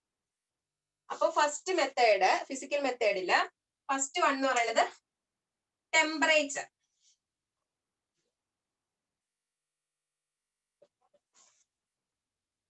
ഒരു റോ വാട്ടറിന്റെ ടെമ്പറേച്ചർ അല്ല, സ്മോൾ വാട്ടർ ബോഡീസ് ഒക്കെ ആണെങ്കിൽ ടെമ്പറേച്ചർ നമ്മള് സ്മോൾ വാട്ടർ ബോഡീസ് ആണെങ്കിൽ ടെമ്പറേച്ചർ നമ്മുടെ സാധാരണ ബോഡി ടെമ്പറേച്ചർ കാൽക്കുലേറ്റ് ചെയ്യുന്നത് എന്ത് യൂസ് ചെയ്താ? അത് തെർമോമീറ്റർ. അതുപോലെ തന്നെ വാട്ടർ ബോഡീസിലും സ്മോൾ വാട്ടർ ബോഡീസ് ഒക്കെ ആണെങ്കിൽ തെർമോമീറ്റർ ആണ് യൂസ് ചെയ്യണത്. സ്മോൾ വാട്ടർ ബോഡീസിൽ ടെമ്പറേച്ചർ ആക്സസ് ചെയ്യാൻ വേണ്ടി യൂസ് ചെയ്യണത് തെർമോമീറ്റർ ആണ്.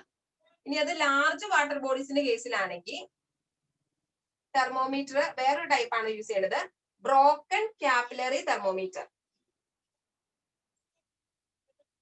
പോയിന്റ്സ് ഞാൻ പറയുന്നുള്ളൂ കേട്ടോ. ബ്രോക്കൺ ക്യാപ്പിലറി തെർമോമീറ്റർ ആണ് ലാർജ് വാട്ടർ ബോഡീസിന്റെ കേസിൽ യൂസ് ചെയ്യണത്. ഇനി അടുത്ത പോയിന്റ് എന്താ ഈ കേസിൽ വരുന്നത്? പോർട്ടബിൾ ആയിട്ടുള്ള പോർട്ടബിൾ വാട്ടറിൽ അല്ലെങ്കിൽ നമ്മൾ പറഞ്ഞായിരുന്നു ഫസ്റ്റ് നമ്മൾ പോർട്ടബിൾ വാട്ടറിന്റെ കേസ് പറഞ്ഞപ്പോൾ പറഞ്ഞു പെർമിസിബിൾ ആയിട്ടുള്ള അല്ലെങ്കിൽ ഡിസൈറബിൾ ആയിട്ടുള്ള ടെമ്പറേച്ചറിന്റെ കേസ് പറഞ്ഞു. ആ ഡിസൈറബിൾ ആയിട്ടുള്ള ടെമ്പറേച്ചർ 10 ഡിഗ്രി സെൽഷ്യസ് എന്നായിരുന്നു പറഞ്ഞത്. അത് നമ്മളൊരു റേഞ്ചിലാണ് ഇവിടെ പറയുന്നത്. 10 to 20 ഡിഗ്രി സെൽഷ്യസ് ആണ് ടെമ്പറേച്ചറിന്റെ റേഞ്ച് പറയുന്നത്. Permissible temperature four water supply scheme അല്ലെങ്കിൽ വാട്ടർ സപ്ലൈ ചെയ്യാനുള്ള പെർമിസിബിൾ ടെമ്പറേച്ചർ എന്ന് പറയുന്നത് 10 to 20 ഡിഗ്രി സെൽഷ്യസ് ആണ്. അതും 25 ഡിഗ്രി സെൽഷ്യസിൽ കൂടുതലാണെങ്കിൽ ആ വാട്ടർ ഒബ്ജക്ഷണബിൾ ആണ്. ഒരു കാരണവശാലും നമുക്ക് അതിനെ പെർമിറ്റ് ചെയ്യാൻ പറ്റില്ല, ഒബ്ജക്ഷണബിൾ ആണ്. ഗ്രേറ്റർ ദാൻ 25 ഡിഗ്രി സെൽഷ്യസ് ആണ്. അതും അതിൽ തന്നെ നമ്മൾ ഇന്നലെ പറഞ്ഞത് ഡിസൈഡ് ലെവൽ എന്ന് പറയുന്നത് 10 ഡിഗ്രി സെൽഷ്യസ് ആണ് പറഞ്ഞത്. ലോവർ ലെവലാണ് ഡിസൈഡ് ആയിട്ടുള്ള ഒരു ടെമ്പറേച്ചർ പറഞ്ഞത്. ഇനി ഹോൾ വേൾഡ് എടുക്കുവാണെങ്കിൽ ആ 4.4 degree Celsius to 10 degree Celsius ആണ് അവിടെ വേൾഡ് വൈഡ് അക്സെപ്റ്റ് ചെയ്തിട്ടുള്ള ഒരു ടെമ്പറേച്ചർ റേഞ്ച്. ഇത് സിമ്പിൾ ആണ്. Temperature first physical method, physical analysis ടെമ്പറേച്ചറിന്റെ ആണ് നടത്തുന്നത്. അതിന് യൂസ് ചെയ്യുന്നത് ഏതാണ്? തെർമോമീറ്റർ ആണ് യൂസ് ചെയ്യുന്നത്. ലാർജ് വാട്ടർ ബോഡീസിലാണെങ്കിൽ ബ്രോക്കൺ ക്യാപ്പിലറി തെർമോമീറ്റർ ആണ് യൂസ് ചെയ്യുന്നത്. പിന്നെ അവിടുത്തെ നമ്മുടെ പെർമിസിബിൾ ആയിട്ടുള്ള ടെമ്പറേച്ചർ ആ റേഞ്ച് ആണ് 10 to 20 ഡിഗ്രി സെൽഷ്യസ്. ഇതൊക്കെ ചോദിക്കാറുള്ളതാണ്. 10 to 20 ഡിഗ്രി സെൽഷ്യസ് അത് ഇമ്പോർട്ടന്റ് ആട്ടോ.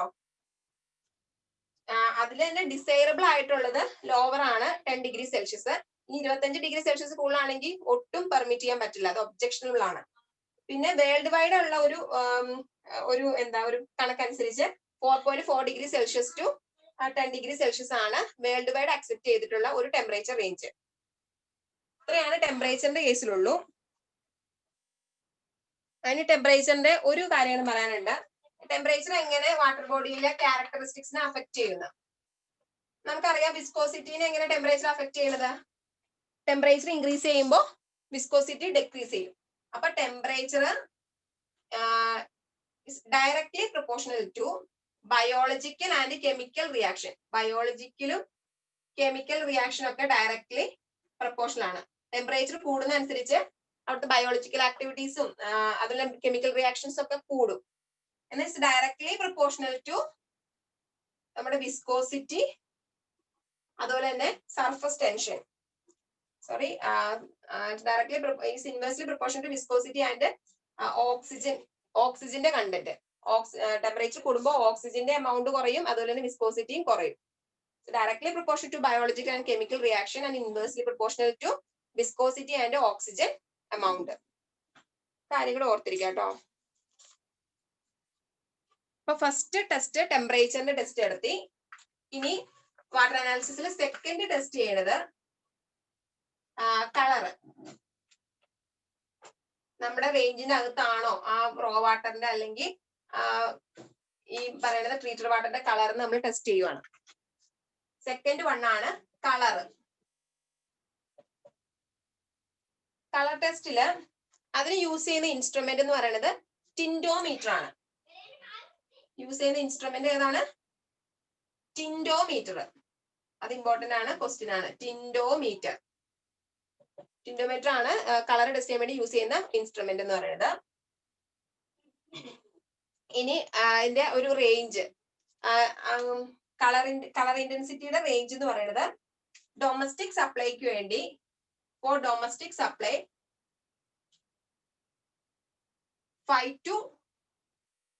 5 to 20 ഹേസൻസ് യൂണിറ്റ്. നമ്മൾ ഇത് എക്സ്പ്രസ് ചെയ്യണത്, ഇതിന്റെ യൂണിറ്റ് എക്സ്പ്രസ് ചെയ്യുന്നത് ഹേസൻസ് യൂണിറ്റിലാട്ടോ. ഹേസൻസ് യൂണിറ്റ്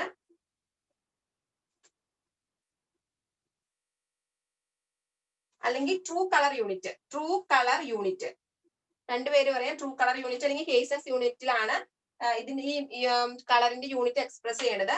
അപ്പൊ 5 to 20 ട്രൂ കളർ യൂണിറ്റ് അല്ലെങ്കിൽ അത്രയും ppm പാർട്സ് പെർ മില്യൺ അല്ലെങ്കിൽ mg പെർ ലിറ്റർ ഒക്കെയാണ് ഡൊമസ്റ്റിക് സപ്ലൈക്ക് സ്യൂട്ടബിൾ ആയിട്ടുള്ളതെന്ന് പറയാം. ഇതിൽ തന്നെ ഡ്രിങ്കിങ് പർപ്പസിന് ഡിസൈറബിൾ ആയിട്ടുള്ളത്, ഡിസൈറബിൾ ഫോർ ഡ്രിങ്കിങ്ങിന് എത്രയാ? ഇതിൽ 5 mg per litre. True colour യൂണിറ്റും mg പെർ ലിറ്ററിലും ഒക്കെ അതൊക്കെ സെയിം ആട്ടോ. mg പെർ ലിറ്ററിലോ ട്രൂ കളർ യൂണിറ്റിലോ ഒക്കെ നമുക്ക് എക്സ്പ്രസ് ചെയ്യാം. ശരിക്കും കളറിന്റെ മാത്രമായിട്ട് പറയുകയാണെങ്കിൽ ഹേസൻസ് യൂണിറ്റ്സ് അല്ലെങ്കിൽ ട്രൂ കളർ യൂണിറ്റ് ആണ് അതിന്റെ എക്സ്പ്രസ് ചെയ്യുന്ന യൂണിറ്റ്. ഇനി ഡിസൈറബിൾ ഫോർ ഡ്രിങ്കിങ് പർപ്പസിന് ഇതിൽ lower limit 5 mg per litre ആണ് ഡിസൈറബിൾ ആയിട്ടുള്ളൂ. ഇതും പ്രീവിയസ് ക്വസ്റ്റ്യൻ ആണ്. Desirable four drinking purpose 5 mg per litre. ഇനി ഒരു ട്രൂ കളർ യൂണിറ്റ് എന്ന് പറയുന്നത് 1 ലിറ്റർ ഡിസ്റ്റിൽഡ് വാട്ടറിൽ 1 മില്ലിഗ്രാം പ്ലാറ്റിനം കൊബാൾട്ട് ഡിസോൾവ് ചെയ്ത് പ്രൊഡ്യൂസ് ചെയ്യുന്നതാണ് ഒരു true colour unit. 1 litre distilled വാട്ടറിൽ 1 mg പ്ലാറ്റിനം കൊബാൾട്ട്. ഞാൻ ക്വസ്റ്റ്യൻ പേപ്പർ കുറച്ച് തരുമ്പോൾ നിങ്ങൾക്ക് മനസ്സിലാവും. ഈ ക്വസ്റ്റ്യൻ ഒക്കെ ചോദിച്ചിട്ടുണ്ട്. ഏതാണ് ഡിസോൾവ് ചെയ്യുന്നത്? പ്ലാറ്റിനം കൊബാൾട്ട് ആണ് കളർ ടെസ്റ്റ് ചെയ്യാൻ വേണ്ടി 1 ലിറ്റർ ഡിസ്റ്റിൽഡ് വാട്ടറിൽ ഡിസോൾവ് ചെയ്യുന്നത്. That is equivalent to 1 true colour unit. ഇനി ഇത് മെഷർ ചെയ്യുന്ന സ്കെയിലും ഒന്ന് പഠിച്ചിരിക്കണം. ബർഗർ സ്കെയില് അല്ലെങ്കിൽ cobalt scale. Burger scale, cobalt scale, അപ്പൊ പറഞ്ഞ വേറെ യൂണിറ്റ് എന്താ പറഞ്ഞ ഹേസൻസ് യൂണിറ്റ് പറഞ്ഞില്ല. അപ്പൊ ഹേസൻ സ്കെയില് ഇതൊക്കെ ഇതിനെ നമ്മൾ ഈ കളർ ടെസ്റ്റ് ചെയ്യണത് ഈ ഒരു സ്കെയിലിനൊക്കെ അഗേൻസ്റ്റ് ആയിട്ടാണ്. ഈ കളർ നമ്മൾ ടെസ്റ്റ് ചെയ്തിട്ട് ഈ ഒരു സ്കെയിലിന്റെ ഒരു ഇതൊക്കെ വെച്ച് നമ്മൾ അത് കമ്പയർ ചെയ്തിട്ടാണ് നമ്മുടെ ഡിസൈറബിൾ ലിമിറ്റിൽ വന്നോന്നൊക്കെ ചെക്ക് ചെയ്യണത്. അപ്പൊ കളറിന്റെ കേസിൽ രണ്ടാമത്തെ ഫിസിക്കൽ മെത്തേഡിലെ സെക്കൻഡ് വൺ ആണ് കളറിന്റെ കേസിൽ അറിഞ്ഞിരിക്കേണ്ടത് ഇൻസ്ട്രുമെന്റ്. ഏത് ഇൻസ്ട്രുമെന്റ് ആണ് യൂസ് ചെയ്യണത്? ടിൻഡോമീറ്റർ ആണ് യൂസ് ചെയ്യണത്. പിന്നെ നമ്മളവിടെ ടെസ്റ്റ് ചെയ്യുമ്പോൾ ഈ 3 സ്കെയില്, ബെർഗർ സ്കെയിലോ കൊബാൾട്ട് സ്കെയിലോ ഹെയ്സൺ സ്കെയിൽ, ഈ സ്കെയിലിനൊക്കെ എഗെയിൻസ്റ്റ് ആയിട്ടാണ് നമ്മൾ ടെസ്റ്റ് ചെയ്യണത്. ഇത് നമ്മൾ കളറ് നമ്മൾ ചെക്ക് ചെയ്യണത് ഈ സ്കെയിലിന് എഗെയിൻസ്റ്റ് ആയിട്ടാണ്. ഇവർക്ക് സ്റ്റാൻഡേർഡ് ആയിട്ടുള്ള സ്കെയിൽസ് ആണ്. ഇനി ഡൊമസ്റ്റിക് സപ്ലൈക്ക് 5 to 20 ട്രൂ കളർ യൂണിറ്റ് അല്ലെങ്കിൽ ഹെയ്സൺസ് യൂണിറ്റ് ആണ് അതിന്റെ ലിമിറ്റ് എന്ന് പറയുന്നത്. പക്ഷെ ഡ്രിങ്കിങ് പർപ്പസിന് അതിനകത്ത് ഒരു ലോവർ ലിമിറ്റ് 5 mg/L ആണ് ഡിസൈറബിൾ ആയിട്ടുള്ളത്. പിന്നെ എന്താ പറഞ്ഞത്, ഒരു true colour unit is equivalent to 1 mg platinum cobalt dissolved in 1 liter of distilled water. ഇത്രയാണ് കളറിന്റെ കേസിൽ പറയാനുള്ളത്. അടുത്താണ് ടർബിഡിറ്റി.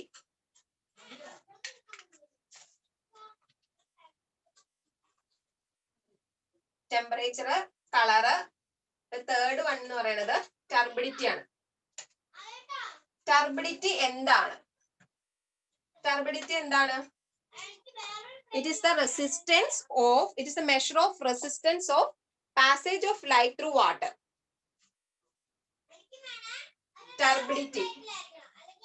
ടർബിഡിറ്റിയുടെ എന്താ ഡെഫിനിഷൻ ചോദിക്കാറുണ്ട്. ഡെഫിനിഷൻ തന്നിട്ട് അതെന്താന്ന്, ടർബിഡിറ്റി എന്താന്ന് അറിഞ്ഞിരിക്കുന്നത്. It is the measure of resistance of passage of light through water. വാട്ടറിക്കിടെ ലൈറ്റ് പാസ് ചെയ്യുന്നതിനുള്ള ആ മെഷറിന്റെ അഗേൻസ്റ്റ് ഉള്ള റെസിസ്റ്റൻസ് ആണ് ടർബിഡിറ്റി എന്ന് പറയുന്നത്. It's a measure of resistance of passage of light through water. അതാണ് ടർബിഡിറ്റി. ഇനി ടർബിഡിറ്റി ഉണ്ടാവുന്നത്, നമ്മൾ കളറിന്റെ കേസ് പറഞ്ഞപ്പോൾ ഒരു കാര്യം പറഞ്ഞില്ല. കളർ നമ്മൾ കൂടുതലായിട്ടും ഉണ്ടാവുന്നത് കൊളോയിഡൽ പാർട്ടിക്കിൾസിന്റെ പ്രസൻസ് മൂലമാണ്. അതൊരു പ്രാവശ്യം ചോദിച്ചിട്ടുണ്ട്. Colour is due to the presence of ഏതൊക്കെ സസ്പെൻഡഡ്, കൊളോയിഡില്, അങ്ങനെ കുറെ തരും. അതിൽ ഏത് ഇമ്പ്യൂരിറ്റീസിന്റെ പ്രസൻസ് മൂലമാണ് കളർ ഉണ്ടാവുന്നത്? കളർ ഉണ്ടാവുന്നത് കൊളോയിഡൽ പാർട്ടിക്കിൾസിന്റെ പ്രസൻസ് മൂലം. ആ കളറിന്റെ CO ഇതങ്ങനെ ആലോചിച്ചിരിക്കുക കേട്ടോ. കൊളോയിഡില് കളർ ഉണ്ടാവുന്നത് കൊളോയിഡൽ പാർട്ടിക്കിൾസിന്റെ പ്രസൻസ് മൂലമാണ് കളർ ഉണ്ടാവുന്നത്. ഇനി അടുത്ത ടർബിഡിറ്റി. ടർബിഡിറ്റി എന്ന് പറഞ്ഞാൽ എന്താ നമ്മൾ പറഞ്ഞല്ലോ, ലൈറ്റിന്റെ പാസേജിനെ റെസിസ്റ്റ് ചെയ്യുന്നതിന്റെ മെഷറാണ് ടർബിഡിറ്റി. ഇനി ടർബിഡിറ്റി ഉണ്ടാവുന്നത് നമ്മൾ 3 ഇമ്പ്യൂരിറ്റീസ് പഠിച്ചില്ലേ, ഡിസോൾഡ്, സസ്പെൻഡഡ്, കൊളോയിഡില്. അതില് സസ്പെൻഡഡ് ഇമ്പ്യൂരിറ്റീസിന്റെയും കൊളോയിഡൽ ഇമ്പ്യൂരിറ്റീസിന്റെയും പ്രസൻസ് കൊണ്ടാണ് ഈ ടർബിഡിറ്റി ഫോം ചെയ്യുന്നത്. ഈ 2 ഇമ്പ്യൂരിറ്റീസിന്റെ പ്രസൻസ് കൊണ്ടാണ് ടർബിഡിറ്റി ഉണ്ടാവാനുള്ള കാരണം. കഴിഞ്ഞ ദിവസം ഞാനൊരു ക്വസ്റ്റ്യൻ പേപ്പർ കണ്ടതാണ്, ഏറ്റവും കൂടുതൽ ടർബിഡ് ആയിട്ടുള്ള വാട്ടർ ഏതാണ്? റിവർ, സീ, ലേക്ക്, അങ്ങനെയൊക്കെ കുറെ കൊടുത്തിട്ടുണ്ട്. അതിൻ്റെ അകത്ത് ഏറ്റവും കൂടുതൽ ടർബിഡിറ്റി കൂടിയ വാട്ടർ ഏതാണ്? റിവർ ആട്ടോ. കാരണം അതിൻ്റെ അകത്തായിരിക്കും ഈ സസ്പെൻഡും കൊളോയിഡൽ ഇമ്പ്യൂരിറ്റീസ് ഒക്കെ ആസ് കമ്പയർഡ് ടു അതേഴ്സ് കൂടുതൽ ആയതുകൊണ്ടായിരിക്കാം റിവർ ആണ് ഹൈലി ടർബിഡ് ആയിട്ടുള്ള വാട്ടർ എന്ന് പറയുന്നത്. ആ ഓപ്ഷൻസിൽ റിവർ ആയിരുന്നു. ഇനി ടർബിഡിറ്റിയില് മെഷർ ചെയ്യുന്ന സ്കെയില്, നമ്മൾ കളറിന്റെ കേസിൽ പറഞ്ഞില്ലേ കുറെ സ്കെയില്, അതുപോലെ തന്നെ ടർബിഡിറ്റി മെഷർ ചെയ്യുന്ന സ്കെയില് സിലിക്ക സ്കെയില് അല്ലെങ്കിൽ ഫുള്ളേഴ്സ് എർത്ത് എന്ന് പറയാം. ഇതാണ് scale. Turbidity measured against silica scale അല്ലെങ്കിൽ ഫുള്ളേഴ്സ് എർത്ത് സ്കെയില്. ഇനി ടർബിഡിറ്റി എക്സ്പ്രസ് ചെയ്യണത് നമ്മൾ കളറിന്റെ കേസിൽ പറഞ്ഞല്ലോ ട്രൂ കളർ യൂണിറ്റ്, അതുപോലെ തന്നെ ഇവിടെ എക്സ്പ്രസ് ചെയ്യണത് ടർബിഡിറ്റി യൂണിറ്റിലാണ്. TU ടർബിഡിറ്റി യൂണിറ്റിലാണ് എക്സ്പ്രസ് ചെയ്യണത്.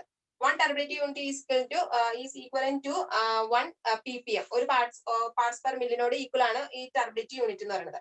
ഇനിയിപ്പോ നമ്മൾ ടർബിഡിറ്റി കണ്ടുപിടിക്കാൻ വേണ്ടി പല മെത്തേഡ്സ് ഒക്കെ യൂസ് ചെയ്യുന്നുണ്ട്. അപ്പൊ ആ മെത്തേഡ്സ് അനുസരിച്ച് ഈ ടർബിഡിറ്റി യൂണിറ്റ് എക്സ്പ്രസ് ചെയ്യുന്നത് വേരി ചെയ്യാം. എന്നുവെച്ചാൽ ജാക്സൺസ് ടർബിഡിമീറ്റർ യൂസ് ചെയ്യുന്നുണ്ട്. അവിടെ ജാക്സൺസ് ടർബിഡിറ്റി യൂണിറ്റ് ആണ് അവിടെ എക്സ്പ്രസ് ചെയ്യുന്നത്. അതുപോലെ ബെയ്ലീസ് ടർബിഡിമീറ്റർ യൂസ് ചെയ്യുമ്പോൾ ബെയ്ലീസ് ടർബിഡിറ്റി യൂണിറ്റ് ആണ് അവിടെ എക്സ്പ്രസ് ചെയ്യുന്ന യൂണിറ്റ്. അതനുസരിച്ച് മാറാം. ജനറൽ ആയിട്ട് പറയുമ്പോൾ ടർബിഡിറ്റി യൂണിറ്റിലാണ് ഈ പറയുന്ന ടർബിഡിറ്റി എക്സ്പ്രസ് ചെയ്യുന്നത്. ഇനി ടർബിഡിറ്റി എന്ന് പറയുന്നത് നമ്മൾ ആദ്യമേ പറഞ്ഞല്ലോ, മറ്റേ ഒരു ട്രൂ കളർ യൂണിറ്റ് എന്തിനോട് ഈക്വലന്റ് ആയിരുന്നു?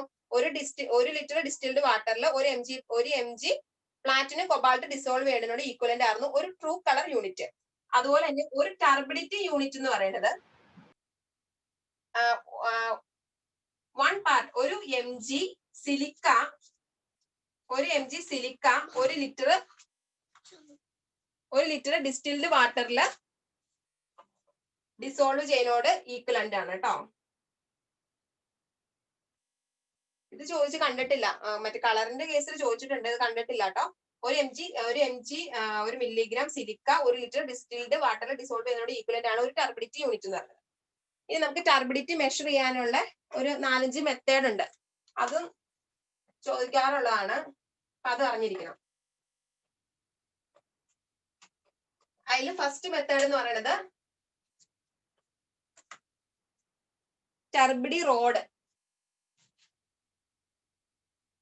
4 മെത്തേഡ് ഉണ്ട്. അതിൽ ഫസ്റ്റ് വണ്ണാണ് ടർബിഡിറ്റി റോഡ് അല്ലെങ്കിൽ ടർബിഡി റോഡ് എന്ന് പറയാം. Turbidity road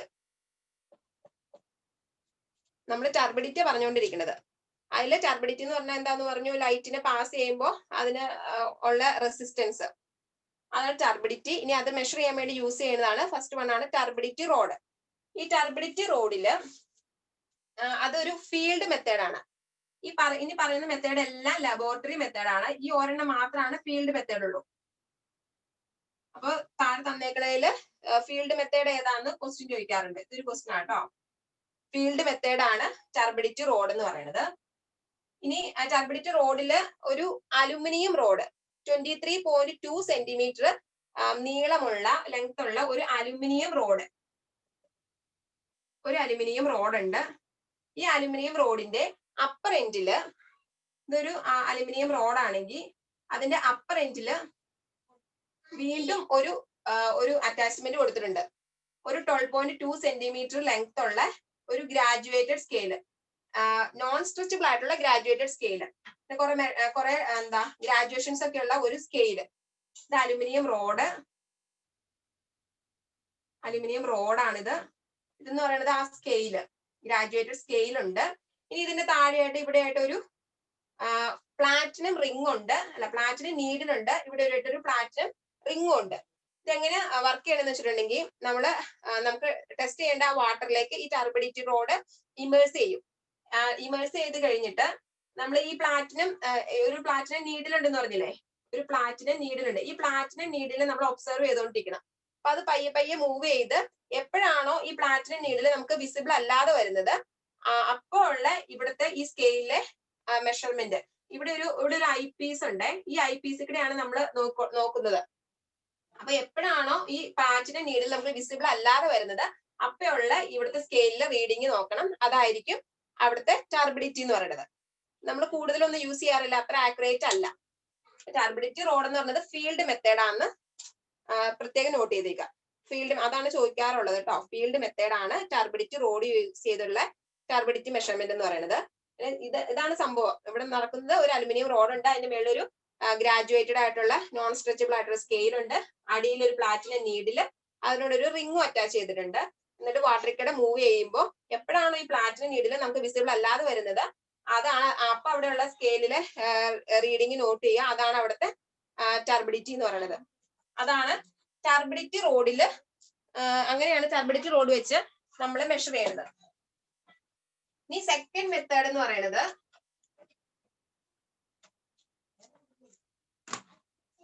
Jackson's turbidimeter. Second one Jackson's turbidimeter. Jackson's turbidimeter എന്ന് വെച്ചിട്ടുണ്ടെങ്കിൽ ഹൈലി ടർബിഡ് ആയിട്ടുള്ള വാട്ടറിൽ മെഷർ ചെയ്യുന്നതാണ്, യൂസ് ചെയ്യുന്നതാണ് Jackson's turbidity meter. Highly turbid ആയിട്ടുള്ള വാട്ടറിൽ. ടെക്സ്റ്റിലൊക്കെ പറഞ്ഞേക്കുന്ന റേഞ്ച് ഗ്രേറ്റർ ദാൻ 25. ജാക്സൺസ് ടർബിഡിമീറ്ററിൽ എക്സ്പ്രസ് ചെയ്തത് ജാക്സൺസ് ടർബിഡിറ്റി യൂണിറ്റ് ഇതിലാണ് എക്സ്പ്രസ് ചെയ്യുന്നത്. അപ്പൊ ഗ്രേറ്റർ ദാൻ 25 JTU ഉള്ള വാട്ടറിലാണ് ഇത് അഡോപ്റ്റ് ചെയ്തതെന്നാണ് പറഞ്ഞേക്കുന്നത്. പക്ഷെ ഞാനൊരു ക്വസ്റ്റ്യൻ കണ്ടത് 5000 ടർബിഡിറ്റി യൂണിറ്റ് ഉള്ള ഒരു വാട്ടറിന്റെ ടർബിഡിറ്റി ഏതുപയോഗിച്ചാണ് കാണുന്നത്, അങ്ങനെ ഒരു ക്വസ്റ്റ്യൻ കണ്ടിട്ടുണ്ട്. അപ്പോ അതിന്റെ ആൻസർ ജാക്സൺസ് ആയിരുന്നു. എന്ന് വെച്ചിട്ടുണ്ടെങ്കിൽ മൊത്തത്തിൽ പറയുവാണെങ്കിൽ ഹൈലി ടർബിഡ് ആയിട്ടുള്ള വാട്ടറിൽ നമ്മൾ യൂസ് ചെയ്യുന്ന മെത്തേഡ് എന്ന് പറയുന്നത് ജാക്സൺസ് ടർബിഡിറ്റി റോഡാണ്, ടർബിഡിറ്റി മീറ്റർ ആണ് യൂസ് ചെയ്യുന്നത്. ജാക്സൺസ് ടർബിഡിമീറ്റർ ആണ് ഹൈലി ടർബിഡ് ആയിട്ടുള്ള വാട്ടറിലെ ടർബിഡിറ്റി മെഷർ ചെയ്യാൻ യൂസ് ചെയ്യരുത്. റേഞ്ച് പറഞ്ഞേക്കുന്നത് ഗ്രേറ്റർ ദാൻ 25 JTU. അതും 50 കൂടുതലാണെങ്കിൽ കൂടുതലായിട്ട് യൂസ് ചെയ്യുന്നത് ജാക്സൺസ് തന്നെയാണെന്നാണ് പറഞ്ഞേക്കുന്നത്. അപ്പൊ ഹൈലി ടർബിഡിൽ ഇതാണെന്ന് ഓർത്തിരിക്കാം.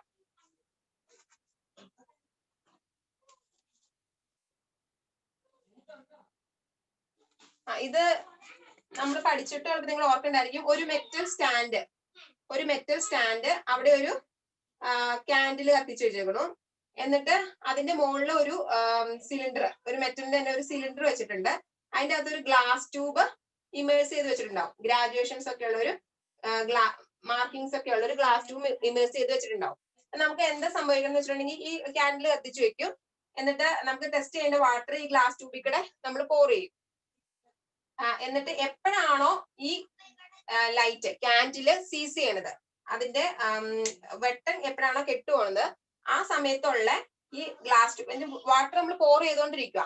എപ്പോഴാണോ ഈ ലൈറ്റ് ഓഫ് ആവുന്നത്, അപ്പോഴുള്ള നമ്മുടെ ഈ ടെസ്റ്റ് ട്യൂബിലെ മാർക്കിങ്സ്, ആ സ്കെയിൽ എത്രയാന്ന് നോക്കും. അതാണ് അവിടുത്തെ ടർബിഡിറ്റി. അപ്പൊ അങ്ങനെയാണ് അവിടുത്തെ ടർബിഡിറ്റി കാൽക്കുലേറ്റ് ചെയ്യുന്നത്. മനസ്സിലായോ? ഒരു മെറ്റൽ സ്റ്റാൻഡ്, അതിന്റെ മേളിൽ ഒരു മെറ്റൽ സിലിണ്ടർ വെച്ചിട്ട് അതിന്റെ അകത്ത് ഗ്ലാസ് ട്യൂബ് വെച്ചേക്കണം. നമുക്ക് ടെസ്റ്റ് ചെയ്യാനുള്ള വാട്ടർ ഇതിൽ പോർ ചെയ്തുകൊണ്ടിരിക്കുന്നു. അപ്പൊ ഈ ഗ്ലാസ് ട്യൂബിന് ഗ്രാജുവേഷൻസ് ഒക്കെ ഉണ്ട്. പോർ ചെയ്തുകൊണ്ടിരിക്കുമ്പോ ഈ ക്യാൻഡിൽ കത്തിക്കൊണ്ടിരിക്കുക. അതായത് എപ്പോഴാണ് ഇങ്ങനെ പോർ ചെയ്തുകൊണ്ടിരിക്കുമ്പോൾ ടർബിഡ് ആയിട്ടുള്ള വാട്ടർ ആ ഒരു ഇത് കൂടുമ്പോഴാണ്, ടർബിഡിറ്റി കൂടുമ്പോഴാണ് ഇത് സീസ് ചെയ്യുന്നത്. എപ്പോഴാണോ ഇത് സീസ് ചെയ്യുന്നത് അപ്പോഴുള്ള റീഡിംഗ് എടുക്കും. അതാണ് അവിടുത്തെ ടർബിഡിറ്റി. അതാണ് ജാക്സൺസ് ടർബിഡി മീറ്റർ. ഇനി തേർഡ് വൺ എന്ന് പറയുന്നത് ബെയ്ലീസ് ടർബിഡിറ്റി മീറ്റർ അല്ലെങ്കിൽ ബെയ്ലീസ് ടർബിഡി മീറ്റർ.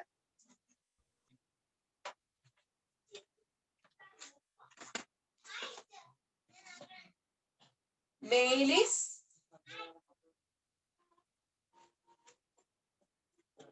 ടർബിഡി മീറ്റർ. ഇവിടുത്തെ അപ്പൊ എക്സ്പ്രസ് ചെയ്യുന്ന യൂണിറ്റ് എന്താണ്? ബെയ്ലീസ് ടർബിഡിറ്റി യൂണിറ്റ് ആണ് എക്സ്പ്രസ് ചെയ്യണത്. ബെയ്ലീസ് ടർബിഡി മീറ്ററിൽ എന്താന്ന് വെച്ചിട്ടുണ്ടെങ്കിൽ വളരെ ടർബിഡിറ്റി കുറഞ്ഞ വാട്ടറിൽ, ജാക്സൺസിൽ വളരെ കൂടിയതാണെങ്കിൽ ഇവിടെ ലെസ് ടർബിഡ് ആയിട്ടുള്ള വാട്ടറിൽ യൂസ് ചെയ്യുന്നതാണ് ബെയ്ലീസ് ടർബിഡി മീറ്റർ യൂസ് ചെയ്യണത്. അതുമല്ല ട്രീറ്റഡ് ആയിട്ടുള്ള വാട്ടറിൽ, നമ്മൾ പറഞ്ഞു വാട്ടർ അനാലിസിസ് ട്രീറ്റ്മെന്റ് കഴിഞ്ഞ വാട്ടറിലും യൂസ് ചെയ്യുന്നുണ്ടെന്ന് പറഞ്ഞു. അതുകൊണ്ട് തന്നെ ട്രീറ്റഡ് ആയിട്ടുള്ള ലെസ് ടർബിഡ് എന്ന് പറയുമ്പോൾ എത്രയാ? Almost less than 5 BTU. 5 turbidity യൂണിറ്റിലും കുറവുള്ള വാട്ടറിലാണ് ഈ മെത്തേഡ് യൂസ് ചെയ്യണത്. അത് ഓൾമോസ്റ്റ് ട്രീറ്റഡ് വാട്ടറിലാണ് ഈ മെത്തേഡ് അഡോപ്റ്റ് ചെയ്യണത്. ട്രീറ്റഡ് വാട്ടറിലായിരിക്കും ടർബിഡിറ്റി കുറവ്. കാരണം ട്രീറ്റ്മെന്റ് ഒക്കെ കഴിഞ്ഞിട്ട് വരുന്ന വാട്ടറില്ലേ, അങ്ങനെ ഓർത്തിരിക്കുക. ട്രീറ്റ്മെന്റ് ഒക്കെ കഴിഞ്ഞിട്ട് വന്ന വാട്ടറിൽ യൂസ് ചെയ്യുന്നത് ബെയ്ലീസ് മെത്തേഡാന്ന് ഓർത്തിരിക്കാം. ഇനി അവിടുത്തെ ടെക്നിക്ക്, അവിടെ യൂസ് ചെയ്യുന്ന ടെക്നിക്കാണ് ലൈറ്റ് മാച്ചിങ് ടെക്നിക്ക്. ഈ ഒരു ടെക്നിക്കാണ് ഇവിടെ അഡോപ്റ്റ് ചെയ്യണത്.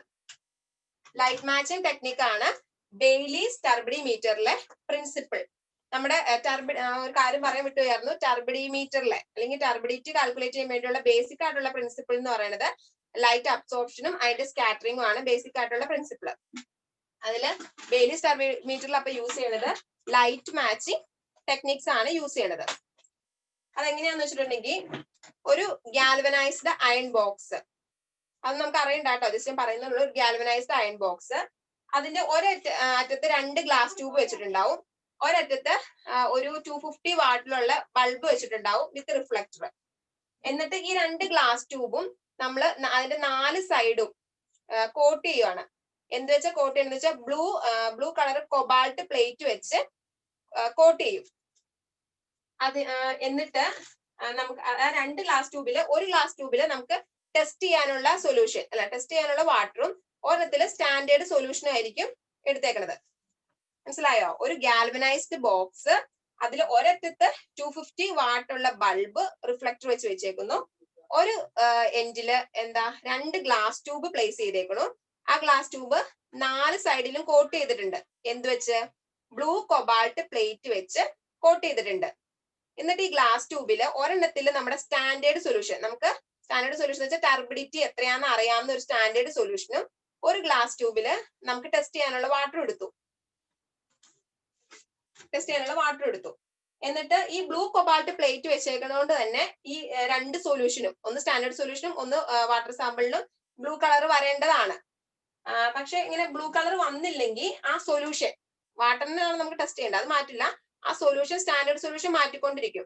എപ്പോഴാണ് രണ്ടിനും ഒരുപോലെയുള്ള കളർ വരുന്നത്, ആ ഒരുപോലെയുള്ള ബ്ലൂ കളർ എപ്പോഴാണ് അതിന്റെ കളർ റിഫ്ലക്ട് ഒക്കെ ചെയ്തിട്ട് അതിന്റെ കളർ മാച്ച് ചെയ്യുന്നത്, അപ്പൊ ഉള്ള സ്റ്റാൻഡേർഡ് സൊല്യൂഷന്റെ ടർബിഡിറ്റി നമുക്ക് നോണാലോ. അപ്പൊ ആ സ്റ്റാൻഡേർഡ് സൊല്യൂഷന്റെ ടർബിഡിറ്റി ആണ് നമ്മൾ പ്ലേസ് ചെയ്തേക്കുന്ന വാട്ടറിന്റെ ടർബിഡിറ്റി.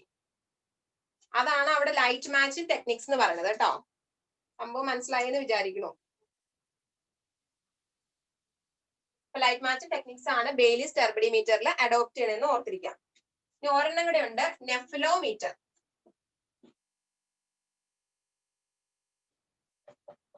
നെഫ്ലോമീറ്റർ എന്ന് പറയുന്നത് ഒരു കൊമേഴ്സ്യൽ ടർബിഡിമീറ്റർ ആണ്. കൊമേഴ്സ്യൽ ടർബിഡിമീറ്റർ ആണ് നെഫ്ലോമീറ്റർ. ഇതാ ഇപ്പൊ കൂടുതൽ യൂസ് ചെയ്യുന്നത് ഇതാണ്. കൊമേഴ്സ്യൽ അവൈലബിൾ ആയിട്ടുള്ളത് ഏതാന്ന് ഓർത്തിരിക്കുക, നെഫ്ലോമീറ്റർ. അതിന് കൂടുതൽ ഡീറ്റെയിൽസിലേക്ക് പോകണ്ട, അത്ര ഇമ്പോർട്ടന്റ് അല്ല. ഇത് സാധാരണ ചോദിക്കാറുള്ളത് ബെയ്ലീസും ജാക്സണും. കാരണം ചോദിക്കാറ് എന്താണെന്ന് വെച്ചാൽ ഒരെണ്ണം ഹൈലി ടർബിഡ് ആയിട്ടുള്ളതിലും ഒരെണ്ണം ലെസ് ടർബിഡ് ആയിട്ടുള്ളതിലും ഓർത്ത് വയ്ക്കുക. പിന്നെ ഫീൽഡ് മെത്തേഡ് ആണ് ടർബിഡിറ്റി റോഡ്.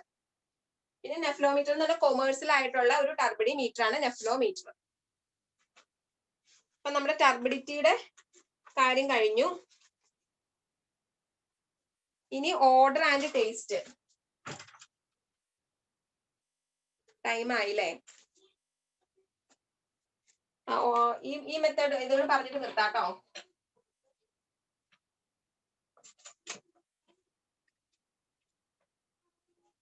വാട്ടർ അനാലിസിസിൽ ഫിസിക്കൽ ആണ് നമ്മുടെ കഴിഞ്ഞോളൂ. അതില് ഫിസിക്കൽ ഓൾറെഡി ഉണ്ട്, odour and taste. Odour and ടേസ്റ്റില് ഓർഡർ നമ്മള് എസ്റ്റിമേറ്റ് ചെയ്യുന്നത് ഓസ്മോസ്കോപ്പ് എന്ന് പറഞ്ഞ ഒരു ഇൻസ്ട്രുമെന്റ് യൂസ് ചെയ്താണ് ഓർഡർ എസ്റ്റിമേറ്റ് ചെയ്യുന്നത്. ഓർഡർ കാൽക്കുലേറ്റ് ചെയ്യുന്നത് ഓസ്മോസ്കോപ്പ് ഉപയോഗിച്ചാണ്. അതുപോലെ തന്നെ അത് എക്സ്പ്രസ് ചെയ്യുന്നത് ത്രെഷ്ഹോൾഡ് ഓർഡർ നമ്പർ. ഓർഡർ എന്ന് വെച്ചാൽ എന്താ? സ്മെല്ല്. ത്രെഷ്ഹോൾഡ് ഓർഡർ നമ്പർ, ഇത് വെച്ചാണ് അത് എക്സ്പ്രസ് ചെയ്യണത്, ഈ ഓർഡർ എക്സ്പ്രസ് ചെയ്യണത് TOA. അതിനൊരു ലിമിറ്റ് ഉണ്ട്. ഡ്രിങ്കിങ്ങിന് അക്സെപ്റ്റബിൾ ആയിട്ടുള്ളത് 1 to 3. ഡ്രിങ്കിങ്ങിന് അക്സെപ്റ്റബിൾ ആയിട്ടുള്ള 1 to 3 ത്രെഷ്ഹോൾഡ് ഓർഡർ നമ്പർ ആണ് ഡ്രിങ്കിങ്ങിന് അക്സെപ്റ്റബിൾ ആയിട്ടുള്ളത്. ഇനി അതുപോലെ തന്നെ ടേസ്റ്റ് നമ്മൾ എക്സ്പ്രസ് ചെയ്യണത്, ഓർഡർ ആൻഡ് ടേസ്റ്റ് അല്ലേ പറഞ്ഞത്, ടേസ്റ്റ് എക്സ്പ്രസ് ചെയ്യണത് ഫ്ലേവർ ത്രെഷ്ഹോൾഡ് നമ്പർ. രണ്ടും ത്രെഷ്ഹോൾഡ് നമ്പർ ആണ്. Taste flavour threshold number, flavour threshold നമ്പറിലാണ് ടേസ്റ്റ് എക്സ്പ്രസ് ചെയ്യണത്. ഇനി ഈ ഓർഡറും ടേസ്റ്റും നമുക്ക് കൺട്രോൾ ചെയ്യാവുന്നത് ആക്ടിവേറ്റഡ് കാർബൺ യൂസ് ചെയ്ത് aeration, copper sulphate. Copper sulphate എന്ന് വെച്ചിട്ടുണ്ടെങ്കിൽ ആൽഗൽ ഗ്രോത്ത് ഒക്കെ ഉണ്ടെങ്കിൽ അത് കൺട്രോൾ ചെയ്യാൻ വേണ്ടി യൂസ് ചെയ്യുന്നതാണ് ഈ കോപ്പർ സൾഫേറ്റ്. പിന്നെ ഓസനൈസേഷൻ, ഡീക്ലോറിനേഷൻ ഒക്കെ ഉപയോഗിച്ചാണ് നമുക്ക് ഓർഡറും ടേസ്റ്റും കൺട്രോൾ ചെയ്യാം. അതിൽ ആക്ടിവേറ്റഡ് കാർബൺ ഓർത്തിരിക്കുക. ആക്ടിവേറ്റഡ് കാർബൺ പല പ്രാവശ്യം ചോദിച്ചിട്ടുണ്ട്. ഇതിന്റെ അകത്ത് ഓർഡറും ടേസ്റ്റും നമുക്ക് കൺട്രോൾ ചെയ്യാവുന്ന ഏത് മെത്തേഡ് യൂസ് ചെയ്താന്ന്. ആക്ടിവേറ്റഡ് കാർബൺ ഉപയോഗിച്ച് നമുക്ക് ഓർഡറും ടേസ്റ്റും കൺട്രോൾ ചെയ്യാം. അതുപോലെ തന്നെ കോപ്പർ സൾഫേറ്റ് എപ്പോഴാണ് യൂസ് ചെയ്യുന്നത് വെച്ചാൽ ആൽഗൽ ഗ്രോത്ത് ഒക്കെ ഉണ്ടാവുമ്പോൾ ഈ ഓർഡറും ടേസ്റ്റ് ഒക്കെ ഉണ്ടാവുന്ന ചാൻസ് ഉണ്ട്. അപ്പൊ ആൽഗൽ ഗ്രോത്ത് കൺട്രോൾ ചെയ്യാൻ വേണ്ടി യൂസ് ചെയ്യുന്നത് കോപ്പർ സൾഫേറ്റ് ആണ്. അത്രയാണ് ഓർഡർ ആൻഡ് ടേസ്റ്റിലുള്ളൂ. പിന്നെ ഓർഡർ ആൻഡ് ടേസ്റ്റ് കഴിഞ്ഞിട്ടുള്ളതാണ് സ്പെസിഫിക് കണ്ടക്ടിവിറ്റി. സ്പെസിഫിക് കണ്ടക്ടിവിറ്റി എന്ന് പറഞ്ഞിട്ടുണ്ടെങ്കിൽ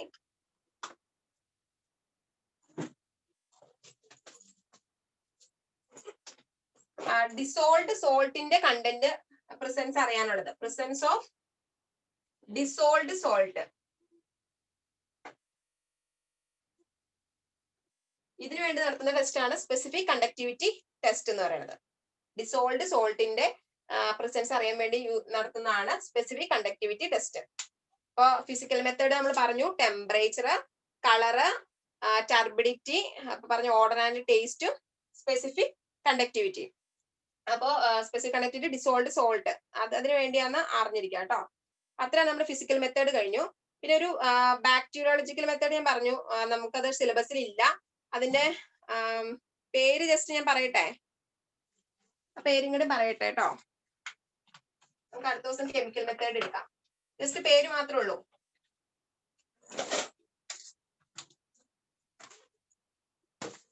biological test.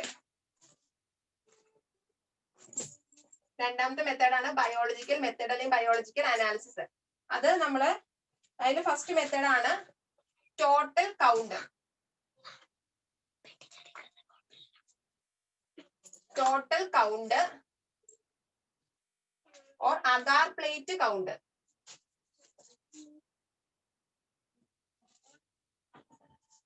Total count or agar plate count test.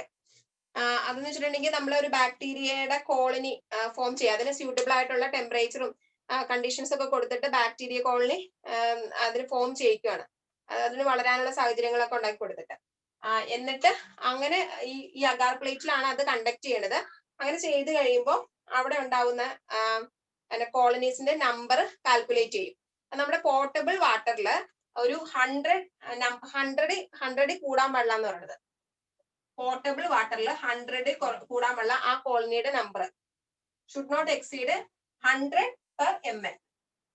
Portable വാട്ടറിലുള്ള ഈ ഫോം ചെയ്യുന്ന, ഇങ്ങനെ ഞാൻ പറഞ്ഞു, പല അതിന് സ്യൂട്ടബിൾ ആയിട്ടുള്ള കണ്ടീഷൻസ്, ടെമ്പറേച്ചറും സ്യൂട്ടബിൾ ആയിട്ടുള്ള എൻവയോൺമെന്റിലൊക്കെ കൊടുത്തിട്ട് നമ്മള് ബാക്ടീരിയനെ വളരാൻ അഗാർ പ്ലേറ്റിൽ അതിന്റെ മീഡിയം ഒക്കെ കൊടുത്ത് ബാക്ടീരിയനെ ഗ്രോ ചെയ്യിക്കും. എന്നിട്ട് ടെസ്റ്റ് ചെയ്ത് കഴിയുമ്പോൾ പോർട്ടബിൾ ആയിട്ടുള്ള വാട്ടറിലാണെങ്കിൽ 1 ml 100 നമ്പർ കൂടാൻ പാടില്ല. അതാണ് അതിന്റെ ലിമിറ്റ്. ആ ലിമിറ്റ് അറിഞ്ഞിരിക്കുക. അടുത്തതാണ് coliform test. Coliform test or bacteria colony test. Coliform test. ഈ കോളിഫോം ടെസ്റ്റ് കണ്ടക്ട് ചെയ്യുന്നത് കോളിഫോം ബാക്ടീരിയയുടെ ഗ്രൂപ്പിനെ ഐഡന്റിഫൈ ചെയ്യാൻ വേണ്ടിയാണ് ഈ ടെസ്റ്റ് കണ്ടക്ട് ചെയ്യുന്നത്. അതിൽ തന്നെ 2 എണ്ണം ഉണ്ട്. മൾട്ടിപ്പിൾ ട്യൂബ് ഫെർമെന്റേഷനും. ഈ പേരൊക്കെ കേൾക്കുമ്പോൾ നിങ്ങൾ ഇത് ബാക്ടീരിയോളജിക്കൽ മെത്തേഡിനോട് റിലേറ്റഡ് ആണെന്ന് അറിഞ്ഞിരിക്കാൻ വേണ്ടി ഞാൻ ജസ്റ്റ് പറഞ്ഞതാ കേട്ടോ. Multiple tube fermentation ടെക്നിക്കും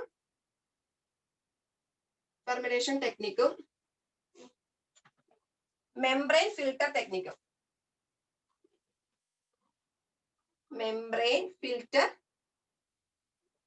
ടെക്നിക്കും. ഈ 2 ടെക്നിക്കാണ് കോളിഫോം ഗ്രൂപ്പിലുള്ള ടെസ്റ്റിൽ വരുന്നത്. കോളിഫോം ഗ്രൂപ്പിനെ ഐഡന്റിഫൈ ചെയ്യാൻ വേണ്ടി കണ്ടക്ട് ചെയ്യുന്നതാണ് കോളിഫോം ടെസ്റ്റ് അല്ലെങ്കിൽ ബാക്ടീരിയ കോളനി ടെസ്റ്റ് എന്ന് പറയുന്നത്. അവിടെ വരുന്ന 2 എണ്ണമാണ് മൾട്ടിപ്പിൾ ട്യൂബ് ഫെർമെന്റേഷൻ ടെക്നിക്കും മെംബ്രെയിൻ ഫിൽട്ടർ ടെക്നിക്കും. ഇതൊക്കെ നമുക്ക് വേണമെങ്കിൽ സ്കിപ്പ് ചെയ്യാം കേട്ടോ. നമ്മള് ഇനി പേരെങ്ങാനും വന്നിട്ടുണ്ടെങ്കിൽ എന്നോർത്ത് പറയേണ്ടതാണ്. ഇനിയിപ്പോ ഈ membrane filter technique multiple tube fermentation technique 3 stage ആയിട്ടാണ് കണ്ടക്ട് ചെയ്യുന്നത്. 3 സ്റ്റേജ് ആണ്. പ്രിസംപ്റ്റീവ് ടെസ്റ്റ്,